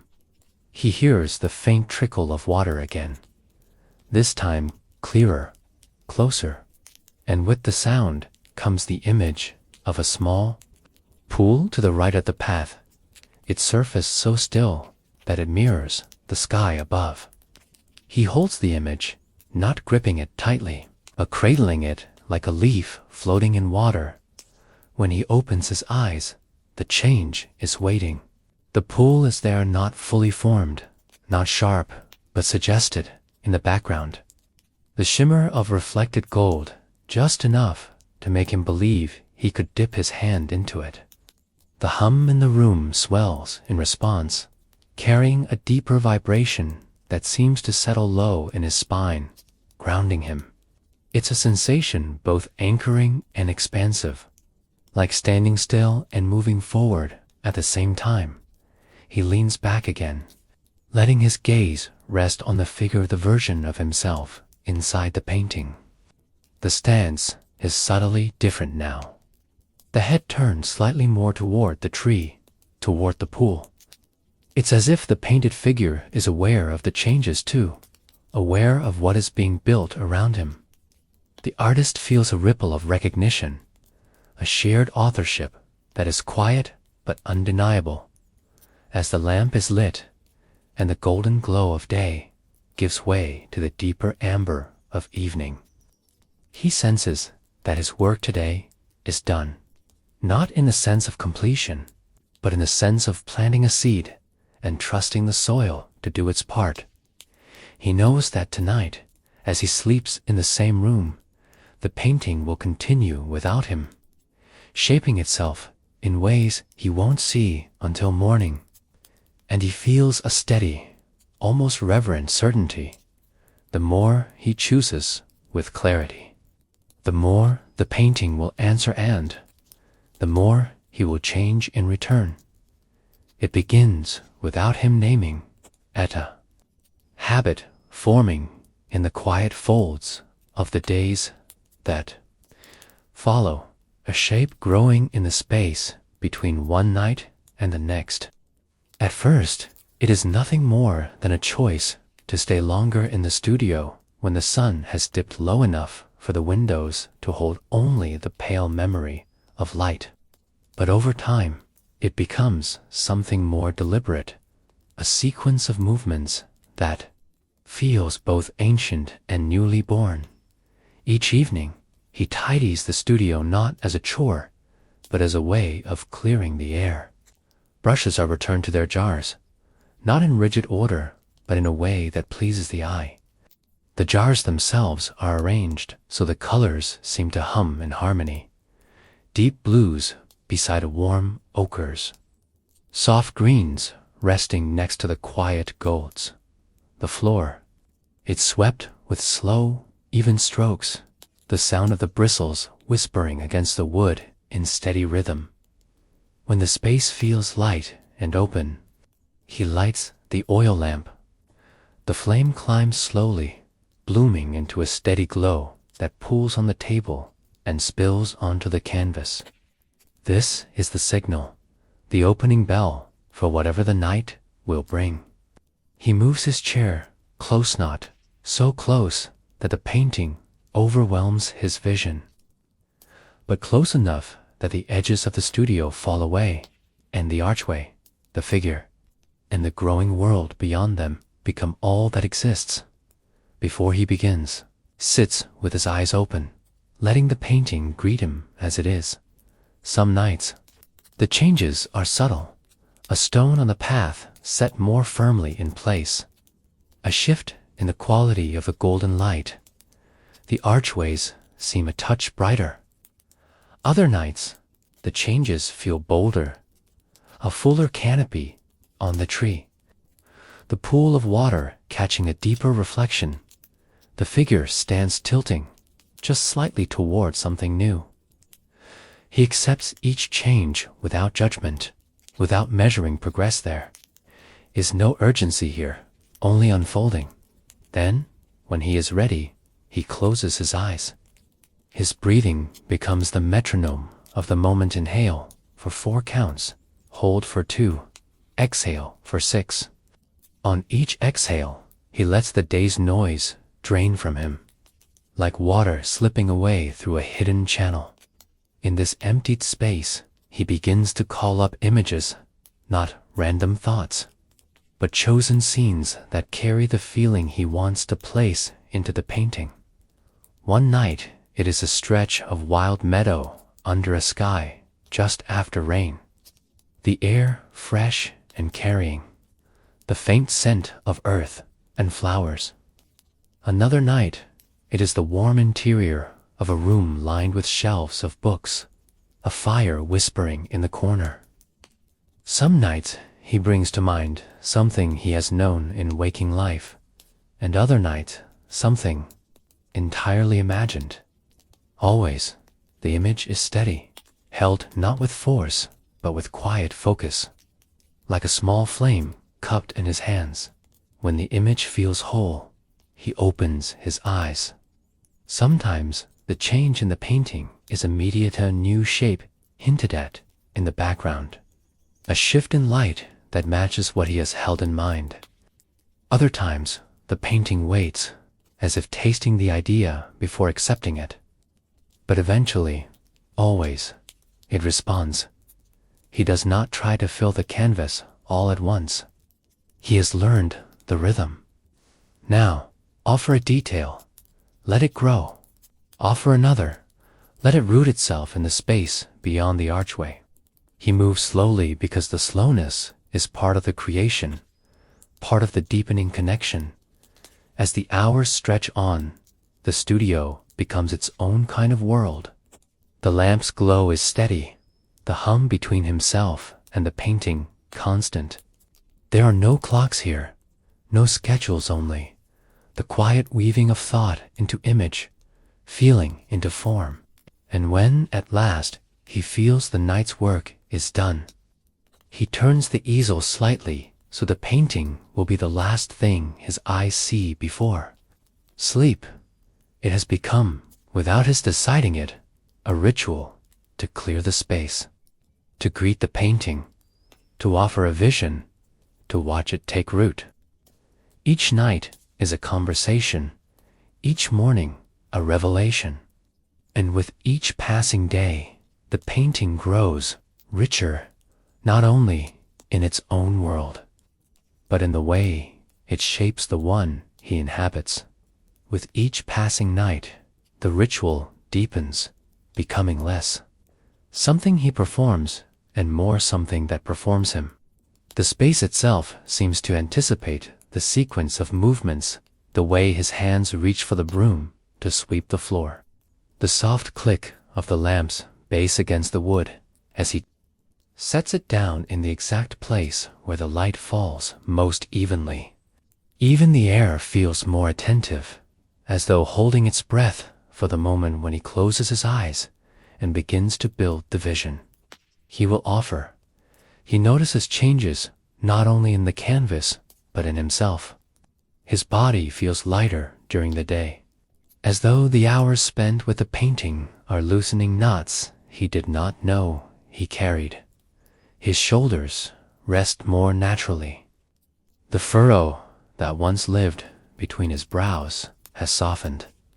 The rhythm of his breath has changed to no longer shallow in moments of thought, but steady and slow, like a tide that has found its balance. And it is not just his body. His thoughts have grown quieter, the stray anxieties that used to tug at the edges of his attention seem to dissolve faster now, replaced by a calm anticipation for the night ahead. He has stopped measuring his days by what he accomplishes in the usual sense. Instead, he measures them by the clarity of the image he will bring to the easel when the lamp is lit. The studio reflects these changes. The shelves are neater, not out of discipline, but because he has come to feel the difference between objects placed with care and objects left without thought.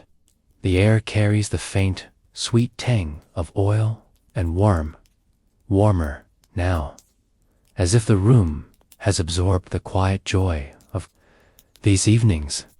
Even the dust motes drifting in the lamplight seem to move with slower, more graceful turns, as though the hum that threads between him and the painting has reached them too. Some nights, when he opens his eyes after holding a vision, the change is subtle, a slight shift in the fall of light on the painted path, the shadow under the tree deepening by half a tone. Other nights, the change is bolder, the glint of water in the pool becoming more defined, the painted figure turning a fraction more toward the unseen beyond the archway. Whatever the pace, each change feels precise, like the next note in a melody that cannot be rushed, and he has begun to sense something else. The painting does not only respond to his images, seems to listen to the quality of his presence. On nights when he arrives to the chair distracted or unsettled, the changes are slow, hesitant. But on nights When he sits with a heart free of noise, the painting's world opens faster, more willingly. He takes this not as a lesson to force stillness, but as a reminder that the canvas thrives on honesty. By the time the lamp burns low, the studio feels altered. The boundaries of the room seem wider, as if the archway in the painting has stretched its influence into the air around him. When he finally tilts the easel toward the bed, the golden seam within it glows softly in the dimness, holding steady until sleep takes him. Morning always brings its own gift, new details, new depth, small miracles that grew while his eyes were closed, but he no longer greets them with surprise. They feel as natural now as breathing, as inevitable as the shift from night to day. It is, in this rhythm clear, the space, light the lamp, offer the vision, watch it take root, that his nights have become something more than hours between sunsets. They have become a place, a living place he steps into without leaving the room, where both he and the painting change together, line by line, breath by breath. It happens so quietly at first that he almost doesn't notice.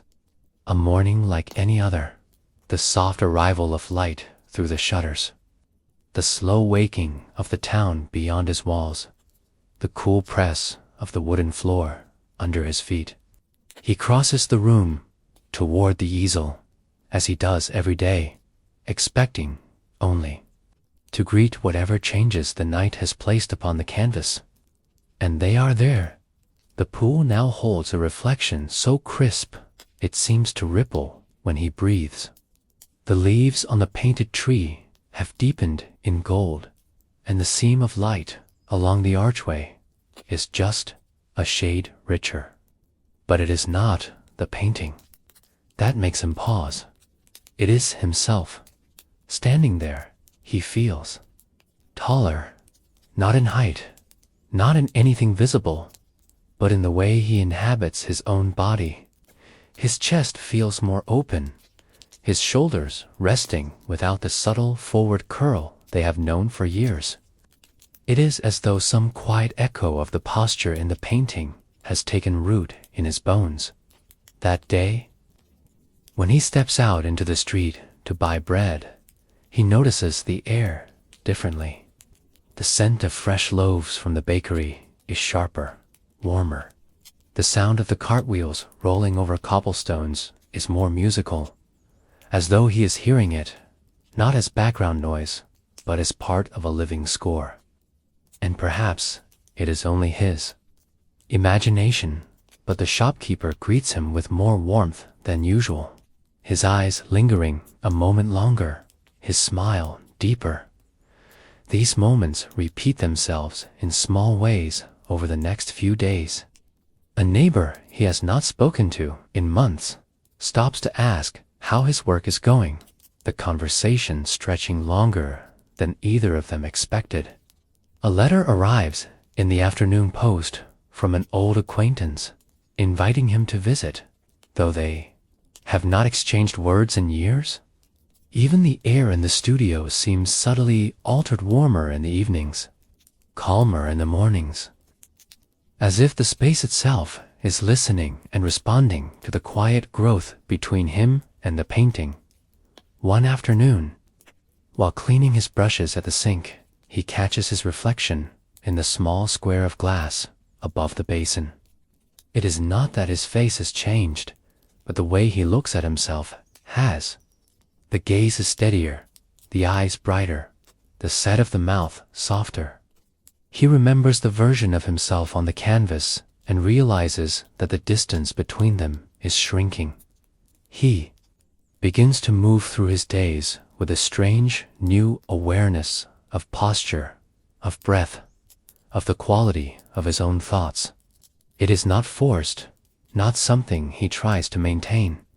It is simply there, woven into the fabric of his attention, and when he sits before the painting at night, the connection feels deeper, as though the world beyond the archway and the world he walks in are slowly aligning, piece by piece.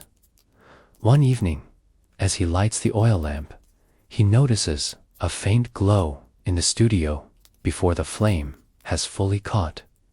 For a moment, he thinks it is the reflection of the seam in the archway, but then he realizes it is the way the last light of sunset is spilling into the room, catching the jars of gold paint on the shelf and turning them into small suns. He sits there watching the light fade. The thought comes to him unbidden.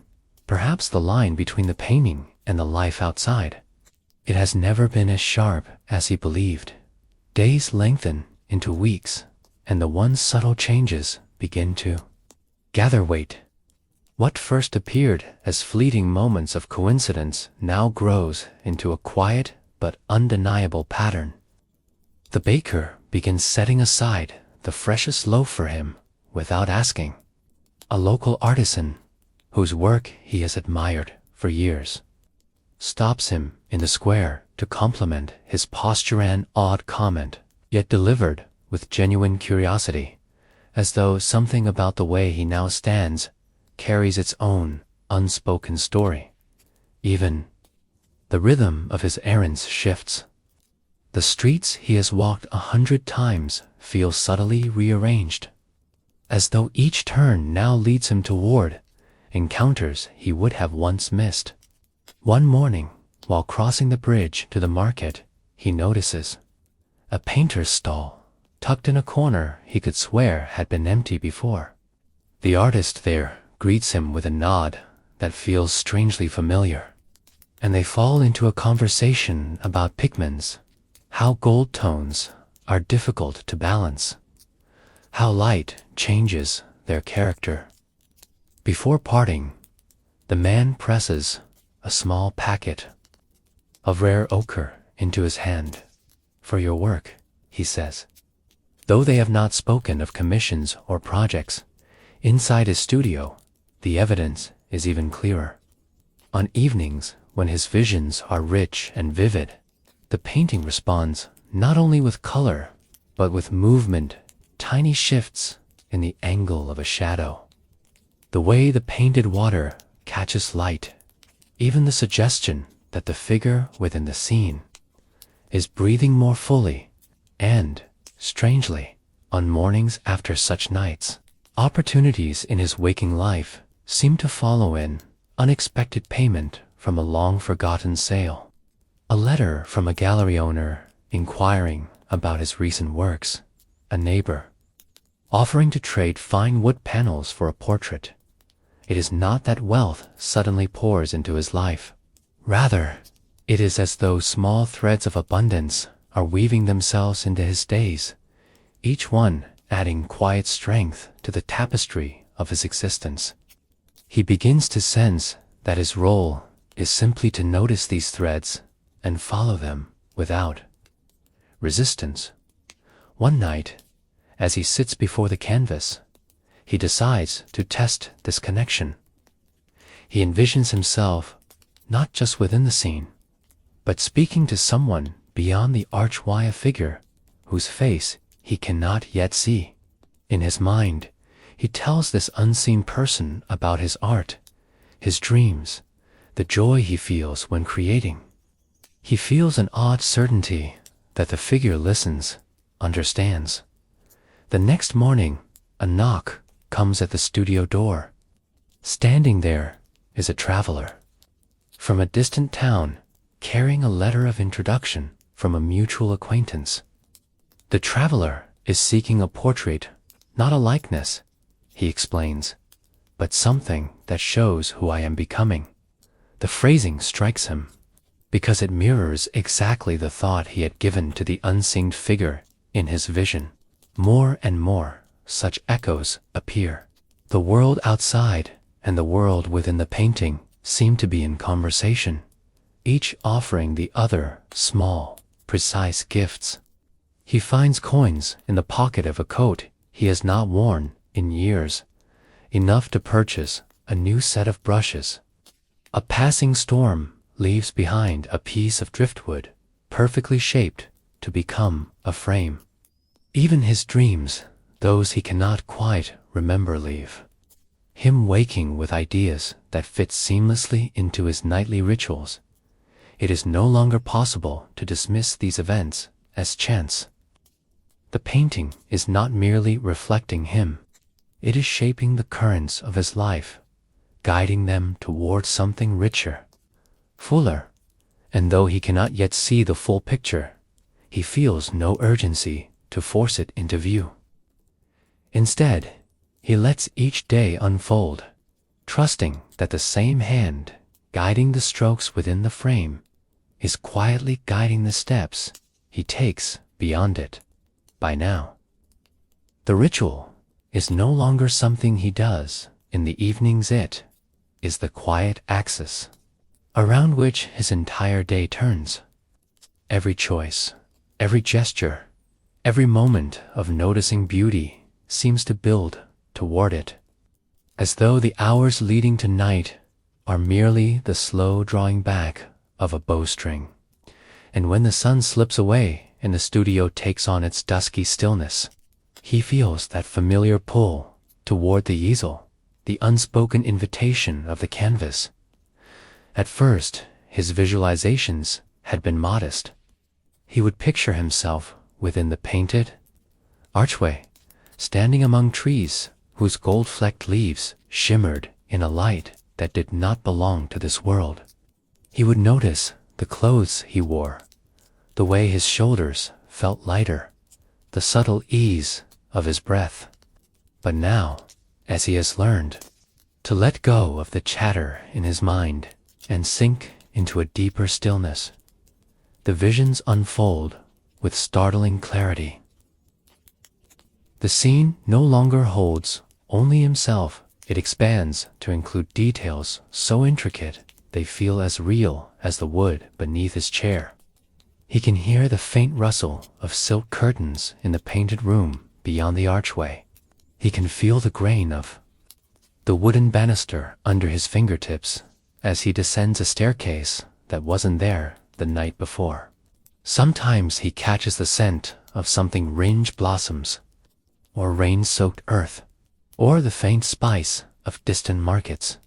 He begins to realize that these visions respond not to effort, but to emotion. On nights when he sits before the canvas and lets gratitude bloom quietly in his chest, the painting glows warmer, as though the scene itself breathes with him. On nights when he lets himself imagine joy not as something distant, but as a present, living thing, the scene brightens, shadows receding, colors deepening into hues he could not mix by hand. More and more, he learns to treat the visualization not as a task, but as a conversation with a version of himself who already lives there, inside the world of the painting. He asks silent questions. What do you see? What do you know that I have forgotten? What would you have me remember? And in return, he receives impressions, not in words, but in images and sensations. The feel of a coin's weight in his palm, the warmth of a sunlit courtyard, the quiet certainty of knowing exactly what step to take next. Sometimes, as he slips deeper into the vision, he notices small shifts that hint at the scene's responsiveness. A window that had been closed now stands open, letting in a breeze. A table that had been bare now holds a bowl of ripe figs. A shadowy path in the background grows brighter, revealing the hint of a garden wall beyond. Each change feels like a promise, as if the painted world is leaving him clues about the direction of his own life. He begins to experiment. One night, he imagines himself holding a beautifully bound ledger, the kind used by merchants to track flourishing trade. He pictures his name written in the book, followed by numbers that grow steadily, page after page.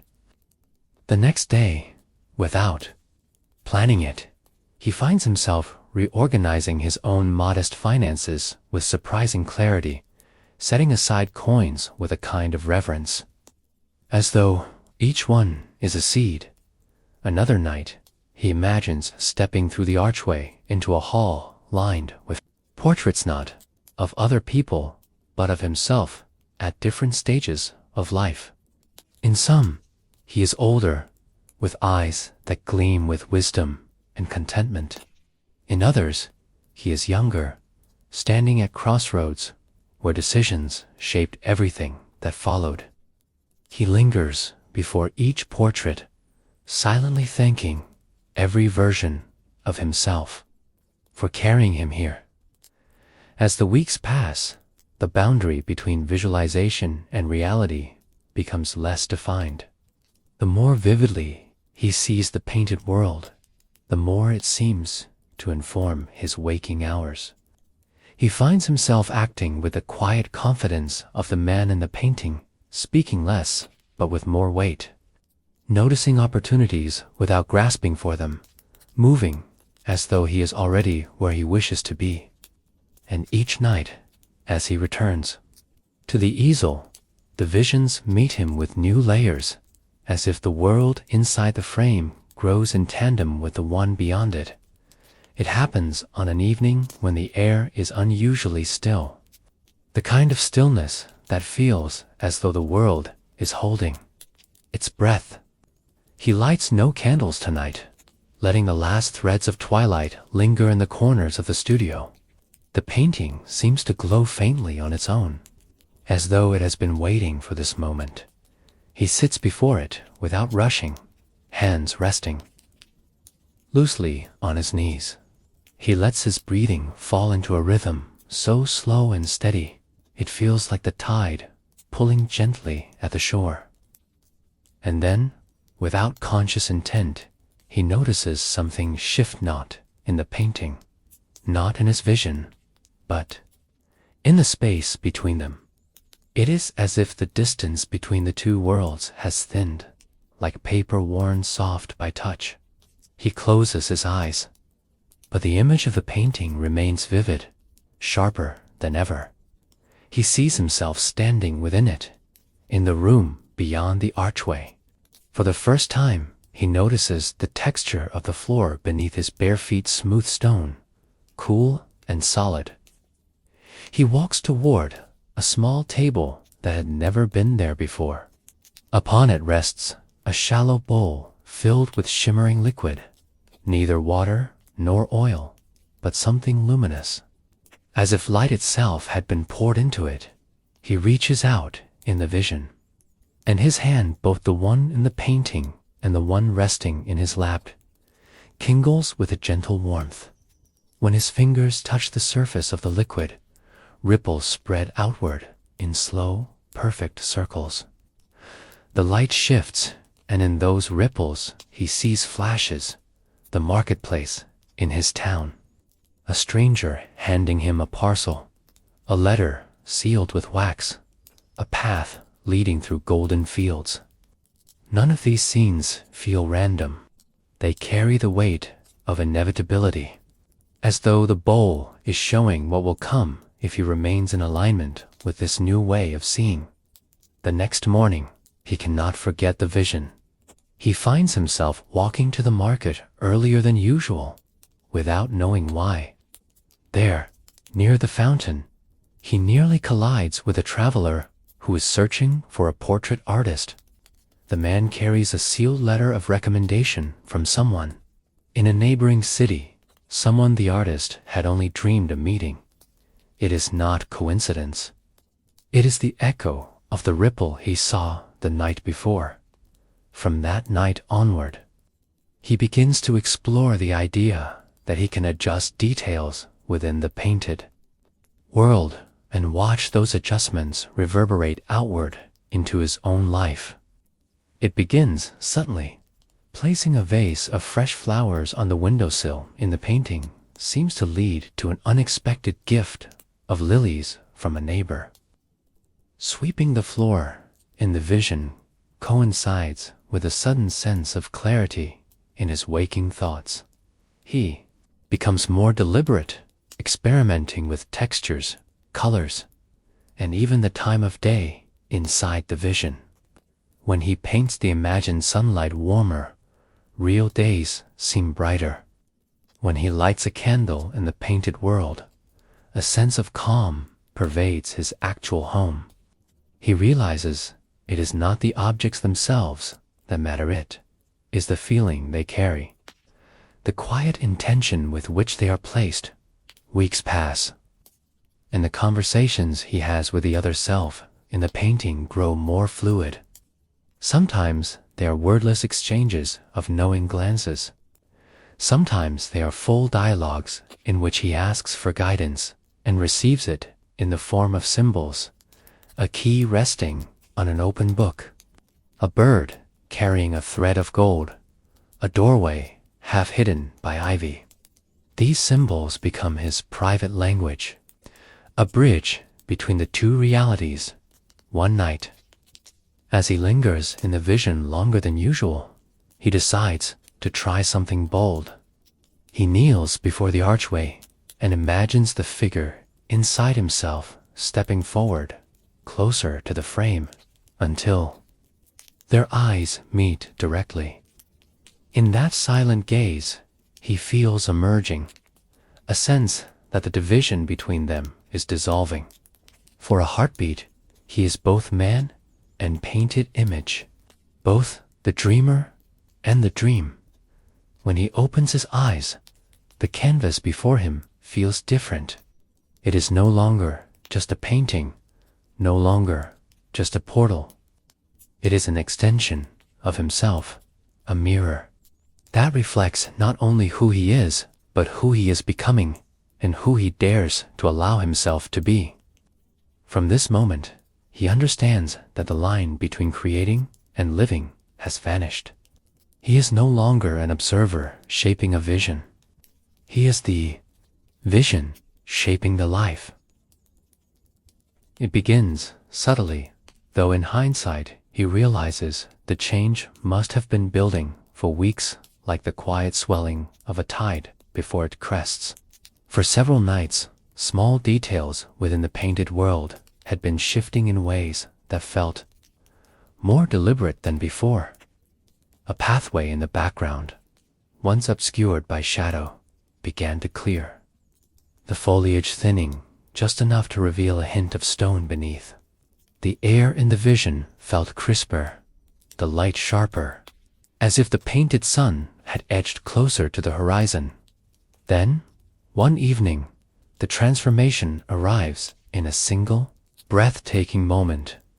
He sits before the canvas, as usual, letting his breath settle into its familiar rhythm. When his gaze finds the painting, something is different, not in a minor, almost missed way, but in a way that seizes his full attention.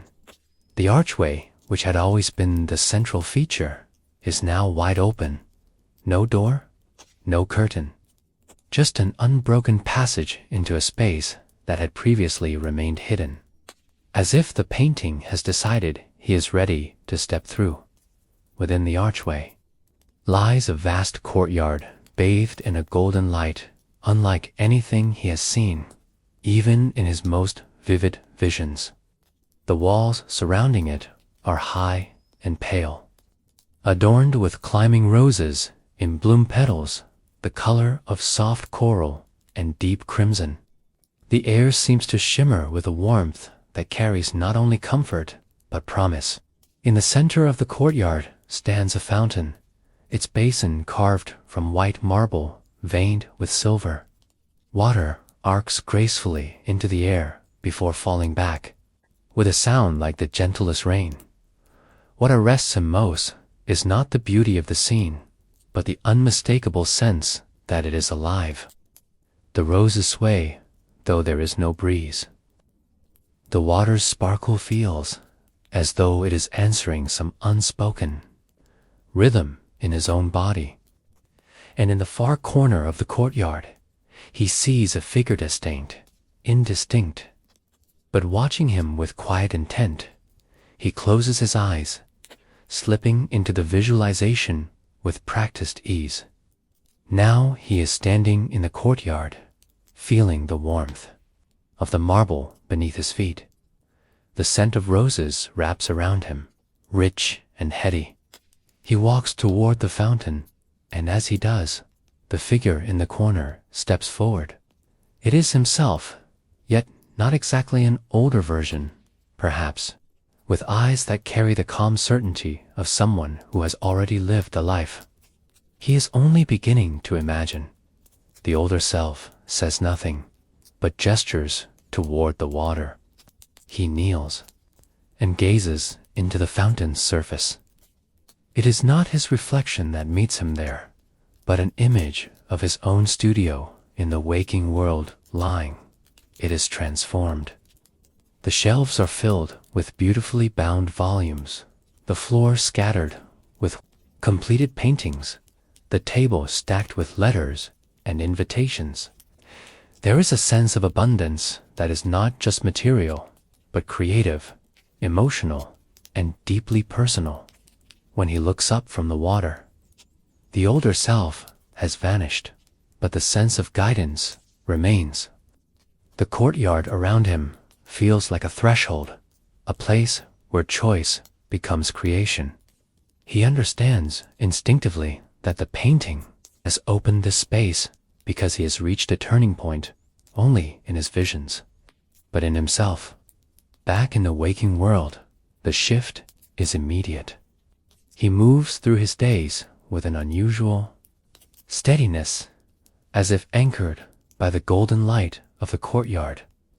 He begins a new series of paintings each, one more daring than the last, not for commission, not for sale, but for the sheer act of creating something that feels true. Opportunities appear almost effortlessly. A patron sends word through a mutual acquaintance. A gallery extends an invitation, and he receives an anonymous envelope containing materials he had been wishing for quietly, without telling a soul. Yet, the most profound change is internal. He no longer looks to the painting solely as a tool for guidance. Now, he recognizes it as a mirror of his own expansion, a living testament to the quiet work he has been doing in thought, in emotion, in trust. The courtyard is not just in the frame, it is in him, and he knows that whatever transformations await next will come, not because he forces them, but because he is becoming them. The night after he first steps into the courtyard within the painting, sleep does not come quickly, not because of restlessness, but because every time he closes his eyes, the image returns in perfect detail, the way the roses tilt their heads toward the light, the way the fountain's song threads through the air like a gentle, endless lullaby. It feels less like a memory and more like a place he could open a door to at any moment. When he finally surrenders to rest, the dream that takes hold is unlike the others. It begins in his studio, but the canvas is gone. In its place stands the courtyard itself, its walls stretching far beyond the dimensions of the frame. He walks inside, and the light wraps around him like a silken robe. Only this time, he notices something new, an arched doorway on the far side of the courtyard, half concealed by a thick curtain of ivy drawn to it. He parts the leaves and finds that the arch opens onto a narrow corridor paved with tiles, patterned in spirals of deep blue and gold. The air here is cooler, and the sound of the fountain fades behind him. Replaced by a distant hum of resonance, he feels more in his bones than in his ears. The corridor twists gently, leading to a small, circular chamber lit by a single shaft of light from above. At the center of the chamber rests a pedestal, and upon it lies an unframed canvas, blank and luminous. Its surface glows faintly, like moonlight caught in fabric. He approaches and realizes that this is not an ordinary canvas, is alive, waiting, breathing in rhythm with his own heartbeat. A voice not heard, but felt whispers, "This one is for you to fill." In that moment, he understands that the original painting has been guiding him here all along. The courtyard was the invitation, the fountain, the reflection, and now, this is the gift of choice. He lays his hands gently on the edges of the canvas, and a ripple of warmth spreads through his body.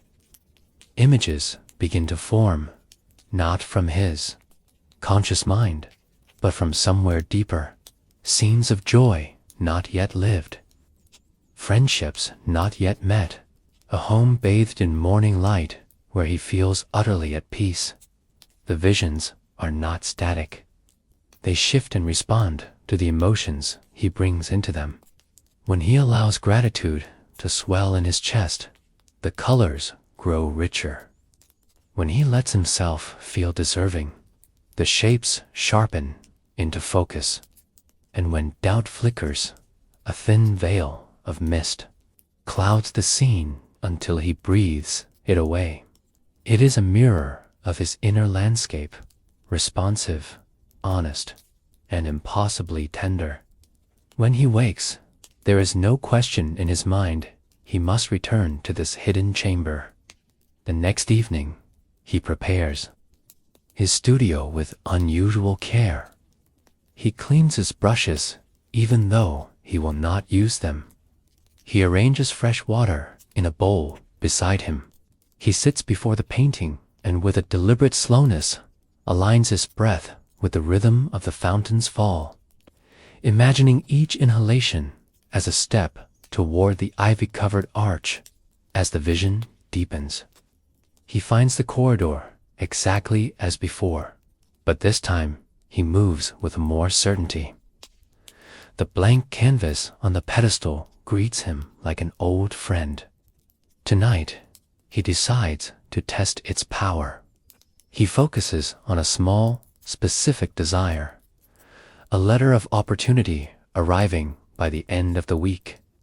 He paints it in his Minda wax seal of deep red, parchment folded with care, his name written in elegant script.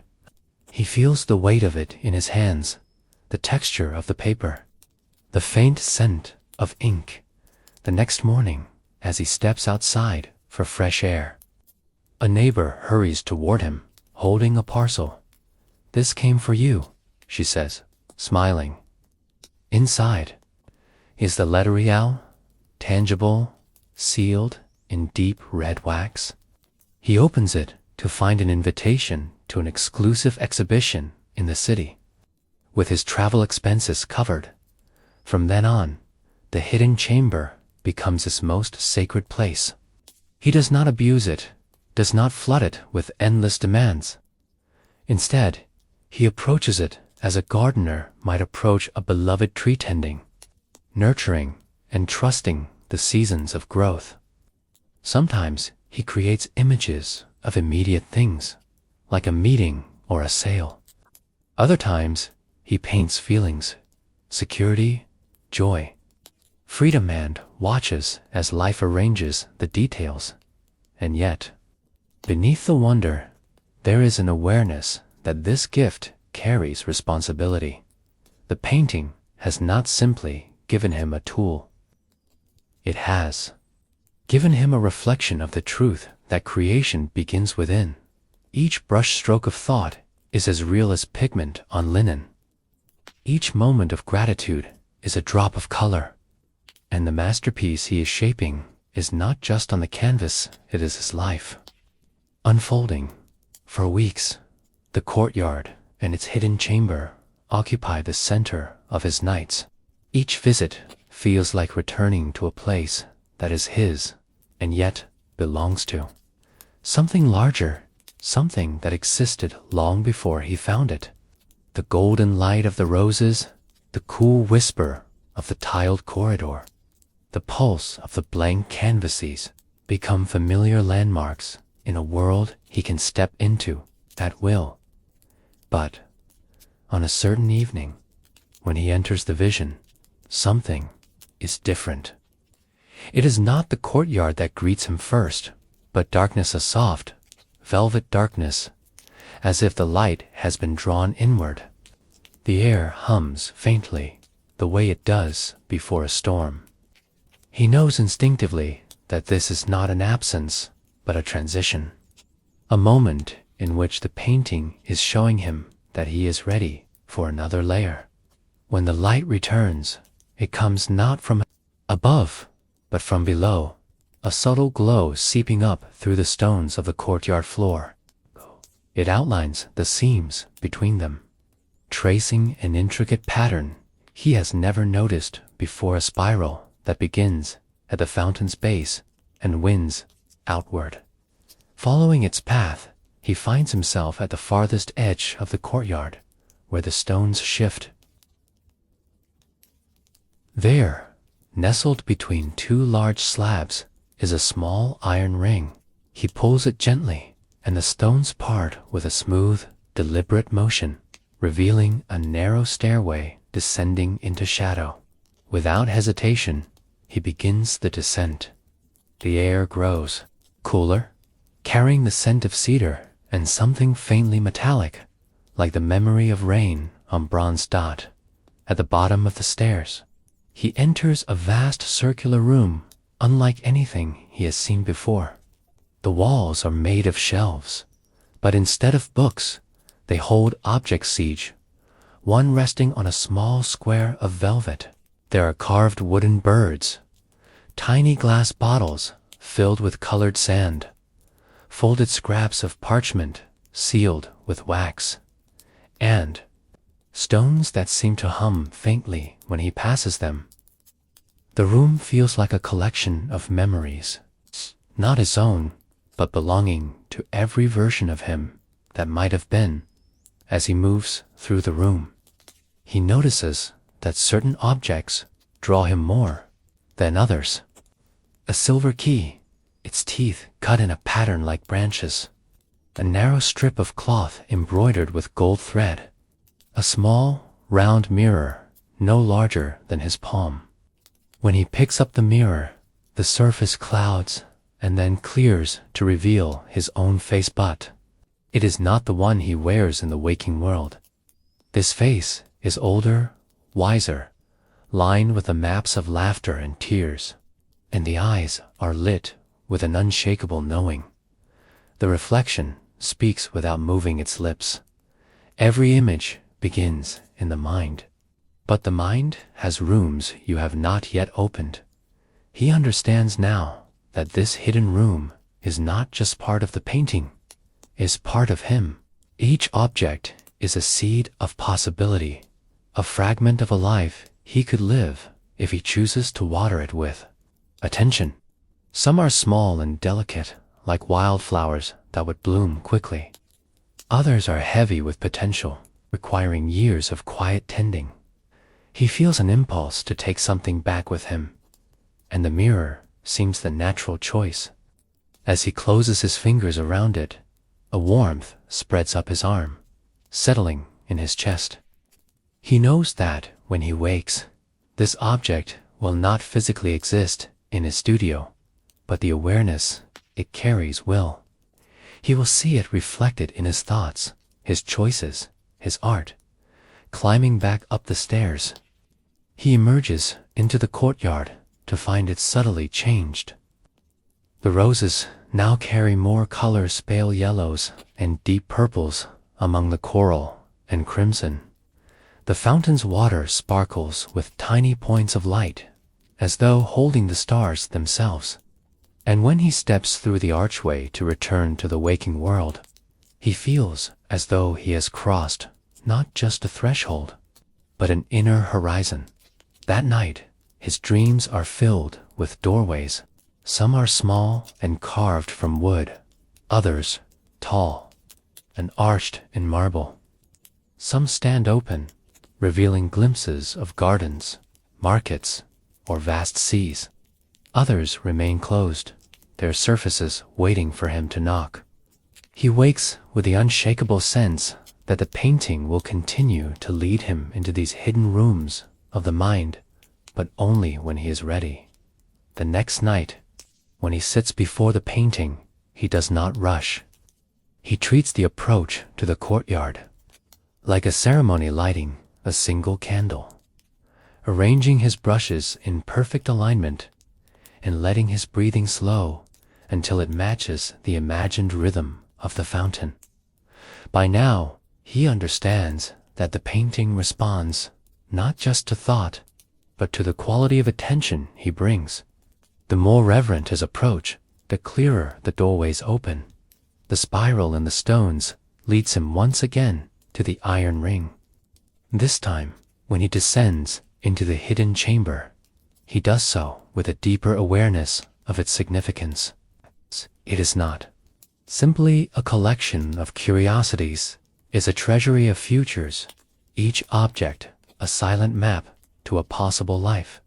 He begins to explore the shelves with intention. His fingertips hover over the carved wooden birds, and for a moment he imagines releasing them into the air. They lift, wings shimmering, carrying with them a lightness that settles into his own heart.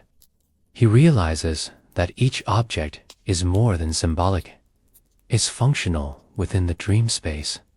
Choosing one sets a chain of events in motion. On a high shelf, he notices a box no larger than his palm, its lid inlaid with a swirl of lapis and gold. He opens it to find a single seed, black and glossy, heavy for its size. The moment he touches it, a vision floods his mind. A tree heavy with golden fruit, its branches offering abundance without depletion. He feels the certainty that planting this seed will bring prosperity, not in the form of sudden windfalls, but as a steady, unshakable foundation. He cradles the seed in his hand and ascends the stairs. In the courtyard, he kneels beside the fountain and presses the seed into the soil at its base. The water's song changes subtly, deepening in tone, and the roses seem to lean closer as though listening. In the waking world, nothing physical has changed, but he senses that a process has begun, one that will unfold in both realms. Over the next several nights, he returns to the chamber to select objects carefully, guided not by desire alone, but by intuition. A strip of golden cloth brings visions of gatherings where his work is celebrated. A silver key unlocks a door in the courtyard that leads to a balcony overlooking a vast cityscape, one he has never visited but knows somehow he will.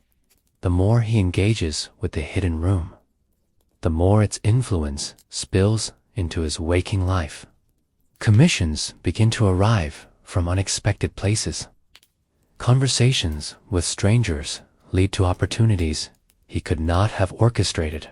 Even his health and energy shift. He wakes feeling lighter, more capable, as though the versions of himself stored in that chamber are lending him their strength. One evening, he dares to bring a question into the space. Standing in the center of the chamber, he speaks aloud. What am I meant to create next? The objects on the shelves remain still, but the air seems to gather in the shape of a reply. A small parchment scroll, which he had not noticed before, rolls itself toward the edge of a shelf. When he picks it up, the seal breaks effortlessly, and inside is a single sentence. Paint what you have not yet dared to imagine. The words linger in him long after he wakes. He realizes that while he has used the painting to shape events and feelings, he has not yet allowed it to lead him into truly uncharted territory that will require not just intention, but surrender the willingness to step into an image without knowing where it'll take him. The next time he enters the courtyard, he does not seek a specific object. Instead, he walks to the fountain, closes his eyes, and lets the rhythm of the water carry him forward. When he opens them, a new archway has appeared, draped in a curtain of deep indigo silk. Beyond it lies a space that is not part of the courtyard, not part of the chamber place he has never seen before. And he knows, with a certainty that hums through his bones, that crossing that threshold will change not just the painting, but the entire landscape of his life. The indigo curtain sways as if stirred by a wind that does not touch the courtyard. Its folds shimmer faintly, catching the golden light of the roses and bending it into shades of midnight and cobalt. He stands before it for a long time, letting the moment stretch. His pulse is steady, yet every sense is sharpened, as if the air around him is aware of what he is about to do. For weeks, he has explored the painting with a careful blend of curiosity and control. But this archway is different.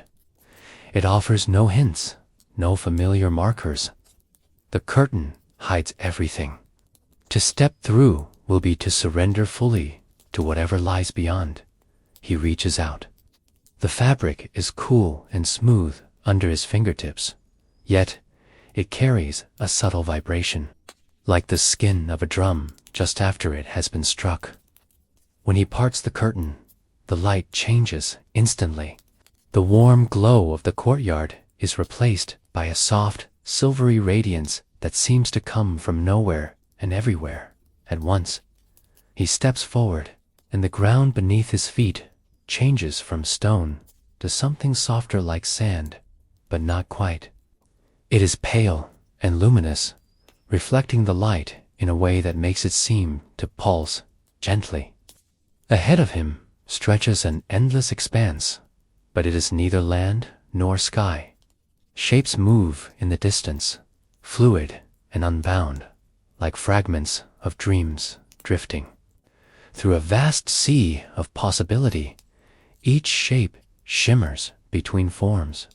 One moment it looks like a doorway, the next like a flowering tree, then like a staircase spiraling upward into nothing. He realizes that this place is not fixed, it's an environment, shaped entirely by the thoughts and emotions of whoever walks within it. The more focused the mind, the more defined the shapes become.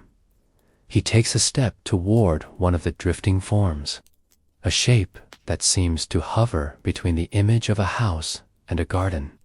As he approaches, it begins to solidify, colors emerging from the silvery haze, soft greens, gentle golds, the blush of morning light. He understands instinctively that he could enter this scene, live within it, for as long as he wished. But he also knows that each choice here matters. Turning, he sees countless other shapes around him, each pulling at him in a different way. A spiral tower gleaming in the distance, a river made of light, flowing upward instead of down. A table set for a feast, though no one yet sits there. The abundance of possibilities is overwhelming, yet exhilarating. He recalls the scroll's instruction: paint what you have not yet dared to imagine. Here, in this place, he realizes that the instruction was not only about canvas and pigment, it was about his life. He has lived within the limits of what he could picture, but here the boundaries dissolve. The challenge is not simply to create, but to allow creation to occur without the interference of fear or doubt. He kneels and touches the luminous ground. The surface ripples outward, and in its movement he sees glimpses of other people's faces he does not recognize, but feels deeply connected to. Some are smiling, some are working, some are standing still. In quiet contemplation, he understands that these are not strangers but versions of himself, each living in a world shaped by different choices. A calm settles over him. He does not need to choose yet. This space is infinite, and he has only just arrived. For now, the act of walking here, of breathing in the boundless air, is enough to shift something deep within. He rises, feeling taller, lighter. Far in the distance, he notices a faint structure of frame like that of a painting, but enormous, standing alone in the shimmering expanse. It calls to him, though he cannot see what it holds. He begins to walk toward it, each step changing the landscape slightly, until the forms around him seem to lean in, as though curious to see what he will create next.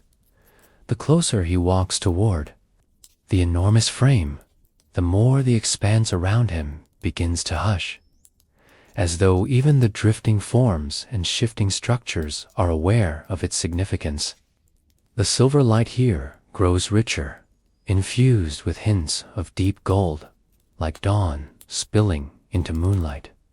He can see now that the frame is carved from a material that does not exist in the waking world. It is neither wood nor metal, but something that feels alive, its surface pulsing softly in time with his own heartbeat.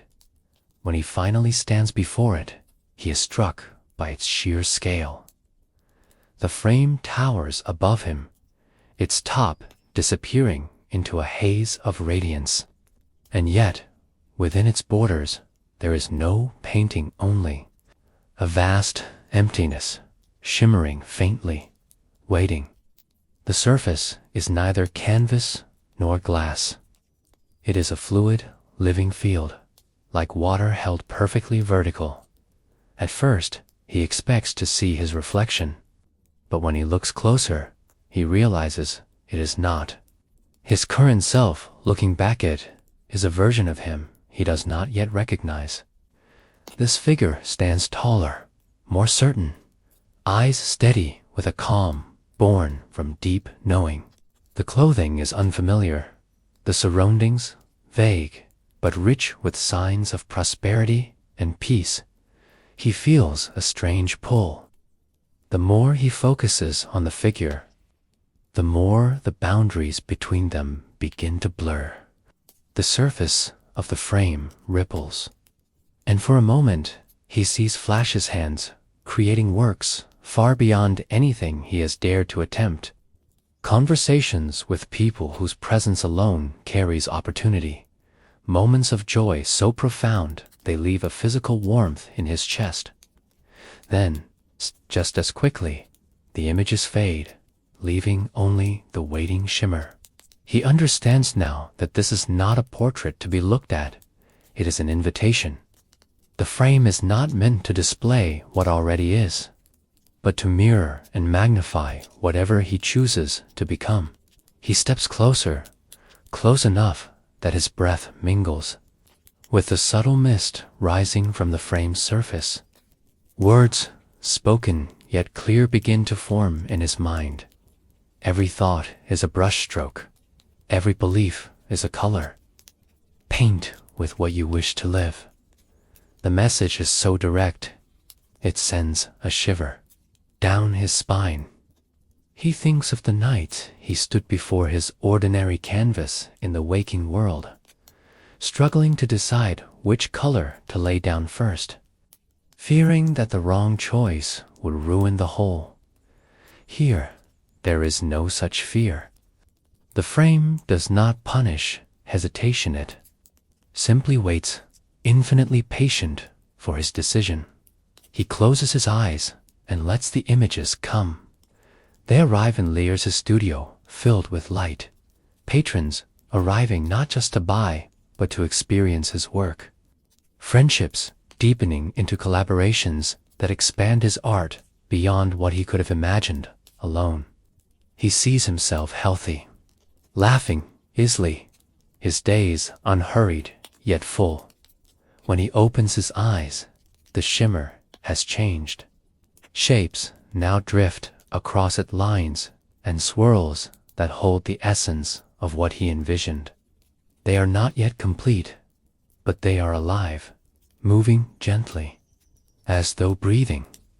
He realizes that these are the first strokes of his new life, etched not in pigment, but in possibility. A deep calm settles over him. He knows he will return to this frame again and again, each time adding new layers, refining the vision, allowing it to become as vivid as the life he intends to live.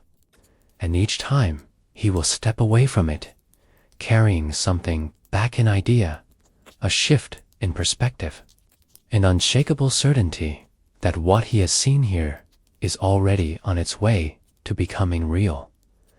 As he turns to leave, the expanse around him feels subtly altered. The forms are still in motion, but their movements now seem to echo his own rhythm. The path back to the indigo curtain glows faintly, guiding him without urgency. He walks slowly, savoring the sensation that he has just begun a conversation with the deepest part of himself, a dialogue that will continue for as long as he dares to dream beyond what he knows. The weight of the curtain's fabric is familiar now, but the moment he steps through it, everything shifts again. The golden courtyard fades, replaced by the dim, quiet air of his studio in the waking world.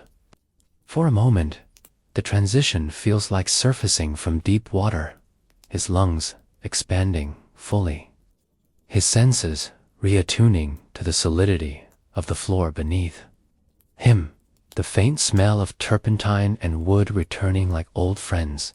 Yet something is different. The room feels brighter, not in the sense of light, though the early morning sun is indeed spilling softly through the window, but in the way it responds to him. The air hums faintly, almost imperceptibly, as though the walls themselves have been witnessed to where he's been. His eyes are drawn immediately to the painting. It is exactly where he left it, resting on the easel. But the surface is alive. The colors are no longer fixed. They seem to hold depth beyond pigment, shifting subtly when viewed from different angles. The archway and indigo curtain are still there, but behind them is something entirely new, a faint, vast glow that hints at the boundless expanse he just walked through. He steps closer. Within that glow, there are suggestions of shapes so faint they might be imagined, but no less real for it. The spiral tower, the river of light, the distant frame-all barely visible, like the first stars appearing at dusk. And at the center, where the shimmer is strongest, he catches the impression of the figure he saw within the great frame, the future version of himself. His pulse quickens. He has never painted this, not with his hands, not with his brushes. And yet, here it is, as though the canvas itself has decided to take part in the work. He raises a hand, not touching it, but hovering just above the surface. A gentle warmth radiates toward his palm, and for a heartbeat, he feels the same pull he felt in the expanse, the invitation to add, to shape, to paint, not just with color, but with thought. He closes his eyes and lets the feeling expand. In the quiet of his mind, he repeats the message from the great frame. Every thought is a brushstroke. Every belief is a color. As he breathes, images form small, precise ones this time. The clink of coins on a counter after a sale. The smile of someone deeply moved by his work.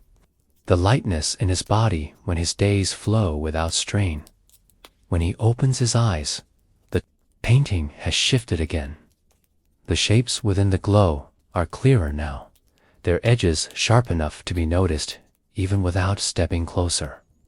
He realizes that the painting is no longer just a reflection, it is a living bridge between the waking world and that infinite space beyond the curtain. Whatever he sees here, whatever he feeds it with, will ripple outward into both realms. The thought fills him with a deep, steady confidence. No longer will he paint merely for the sake of filling a canvas. Every stroke, every choice will carry the weight of intention, and not just the intention of what he wants to avoid, but of what he truly wishes to live. He takes up his brush, dips it into a deep, golden hue, and lets it move without forcing it. The mark it leaves is simple, almost unremarkable, but he knows it is more than pigment. It is a declaration, one that the canvas, the expanse, and his own life will answer in time. Outside, the city stirs. The sound of distant footsteps and opening doors drifting in through the window. But here, in his studio, time feels layered, part of him still in the shimmering expanse, part of him in this world, both equally real. He understands now that the threshold is not just in the painting. It exists within him, and he can cross it at will. He doesn't notice it at first. The brush still rests in his hand. The gold still glistens wet on the canvas. He is too absorbed in the steady rhythm of his breathing, the way the air in the studio seems to respond to his presence expanding and contracting, almost in sync with him. But then a knock comes at the door. Not loud, but with a kind of persistence that suggests whoever is there will wait as long as it takes. He sets the brush down gently and crosses the room. On the other side is a woman he has seen only once before, months ago, at a small gallery opening across town.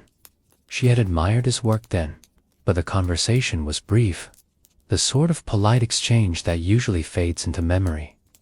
Now she stands before him holding a small envelope. "I was passing by," she says, almost apologetically, "and I thought of you." She holds the envelope out. Inside, he finds a handwritten no-tan invitation to contribute to a group exhibition in a space far larger and more prestigious than anything he has known. He tries to thank her, but the words come out halting, as if the reality is still catching up to him. She simply smiles, nods toward the studio, and says, "Keep painting. You're about to need a lot more pieces." When she leaves, the room feels different, again, not just brighter, but charged, like the moment before rain, when the air is heavy with potential. He looks at the canvas. The golden mark he made earlier seems deeper now, as though it has absorbed something from the encounter. He senses, without needing to reason it out, that the painting has already begun weaving its influence into the world beyond these walls. Over the next few days, the pattern continues. A neighbor he barely knows stops by with a set of unused brushes, saying they felt right for him to have. An old acquaintance sends a message about a private buyer looking for unique pieces.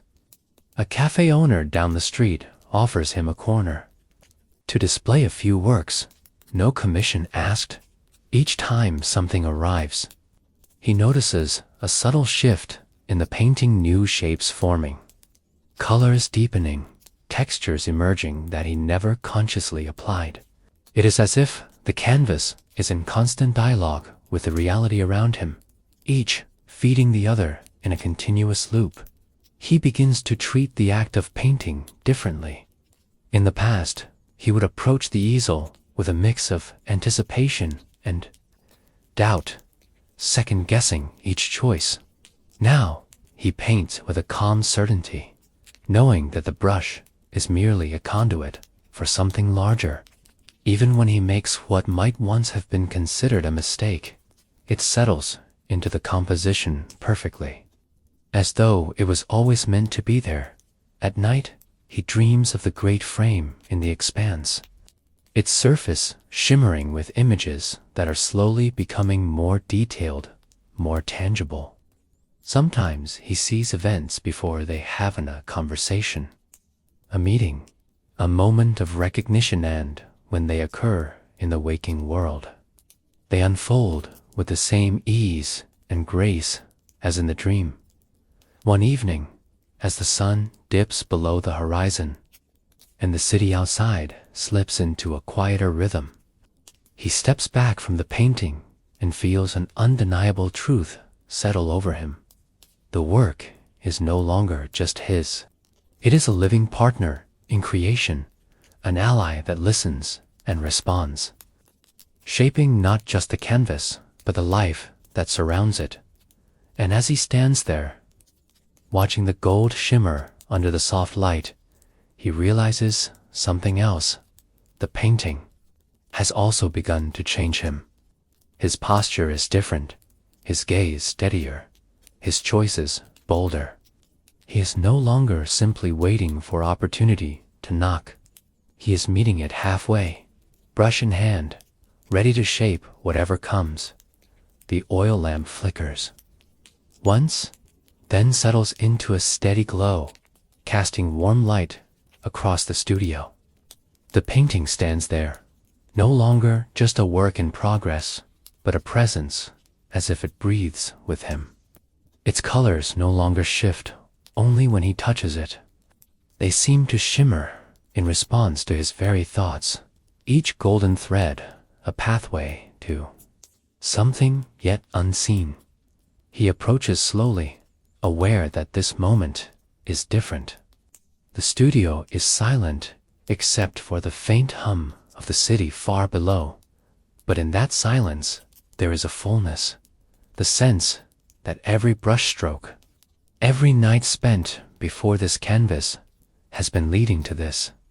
He lifts his hand, not to paint, but simply to rest his fingertips against the dry texture.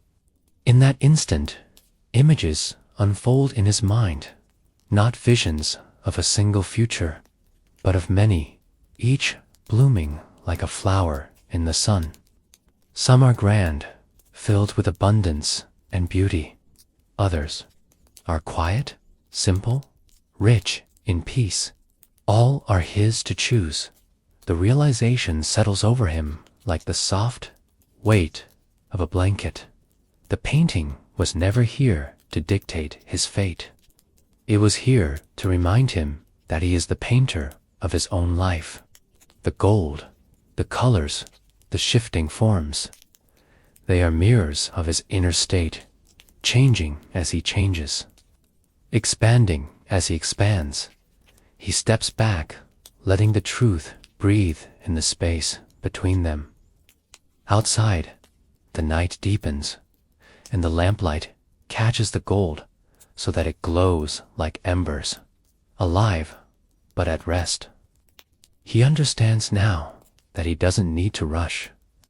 That creation is not a race, but a rhythm, a gentle dance between desire and trust. From this night forward, the painting will remain where it is, not as a project to be finished, but as a living companion, a silent witness to his becoming. And each time he looks at it, whether years from now or tomorrow morning, it will reflect not just what he has achieved, but who he has allowed himself to be. He turns away, leaving the canvas in the quiet glow, knowing it will continue to shift and breathe even when he is not watching. And as he lies down to rest, the golden light seems to follow him into sleep, carrying with it the certainty that every dream he dares to hold will one day find its way into the waking world.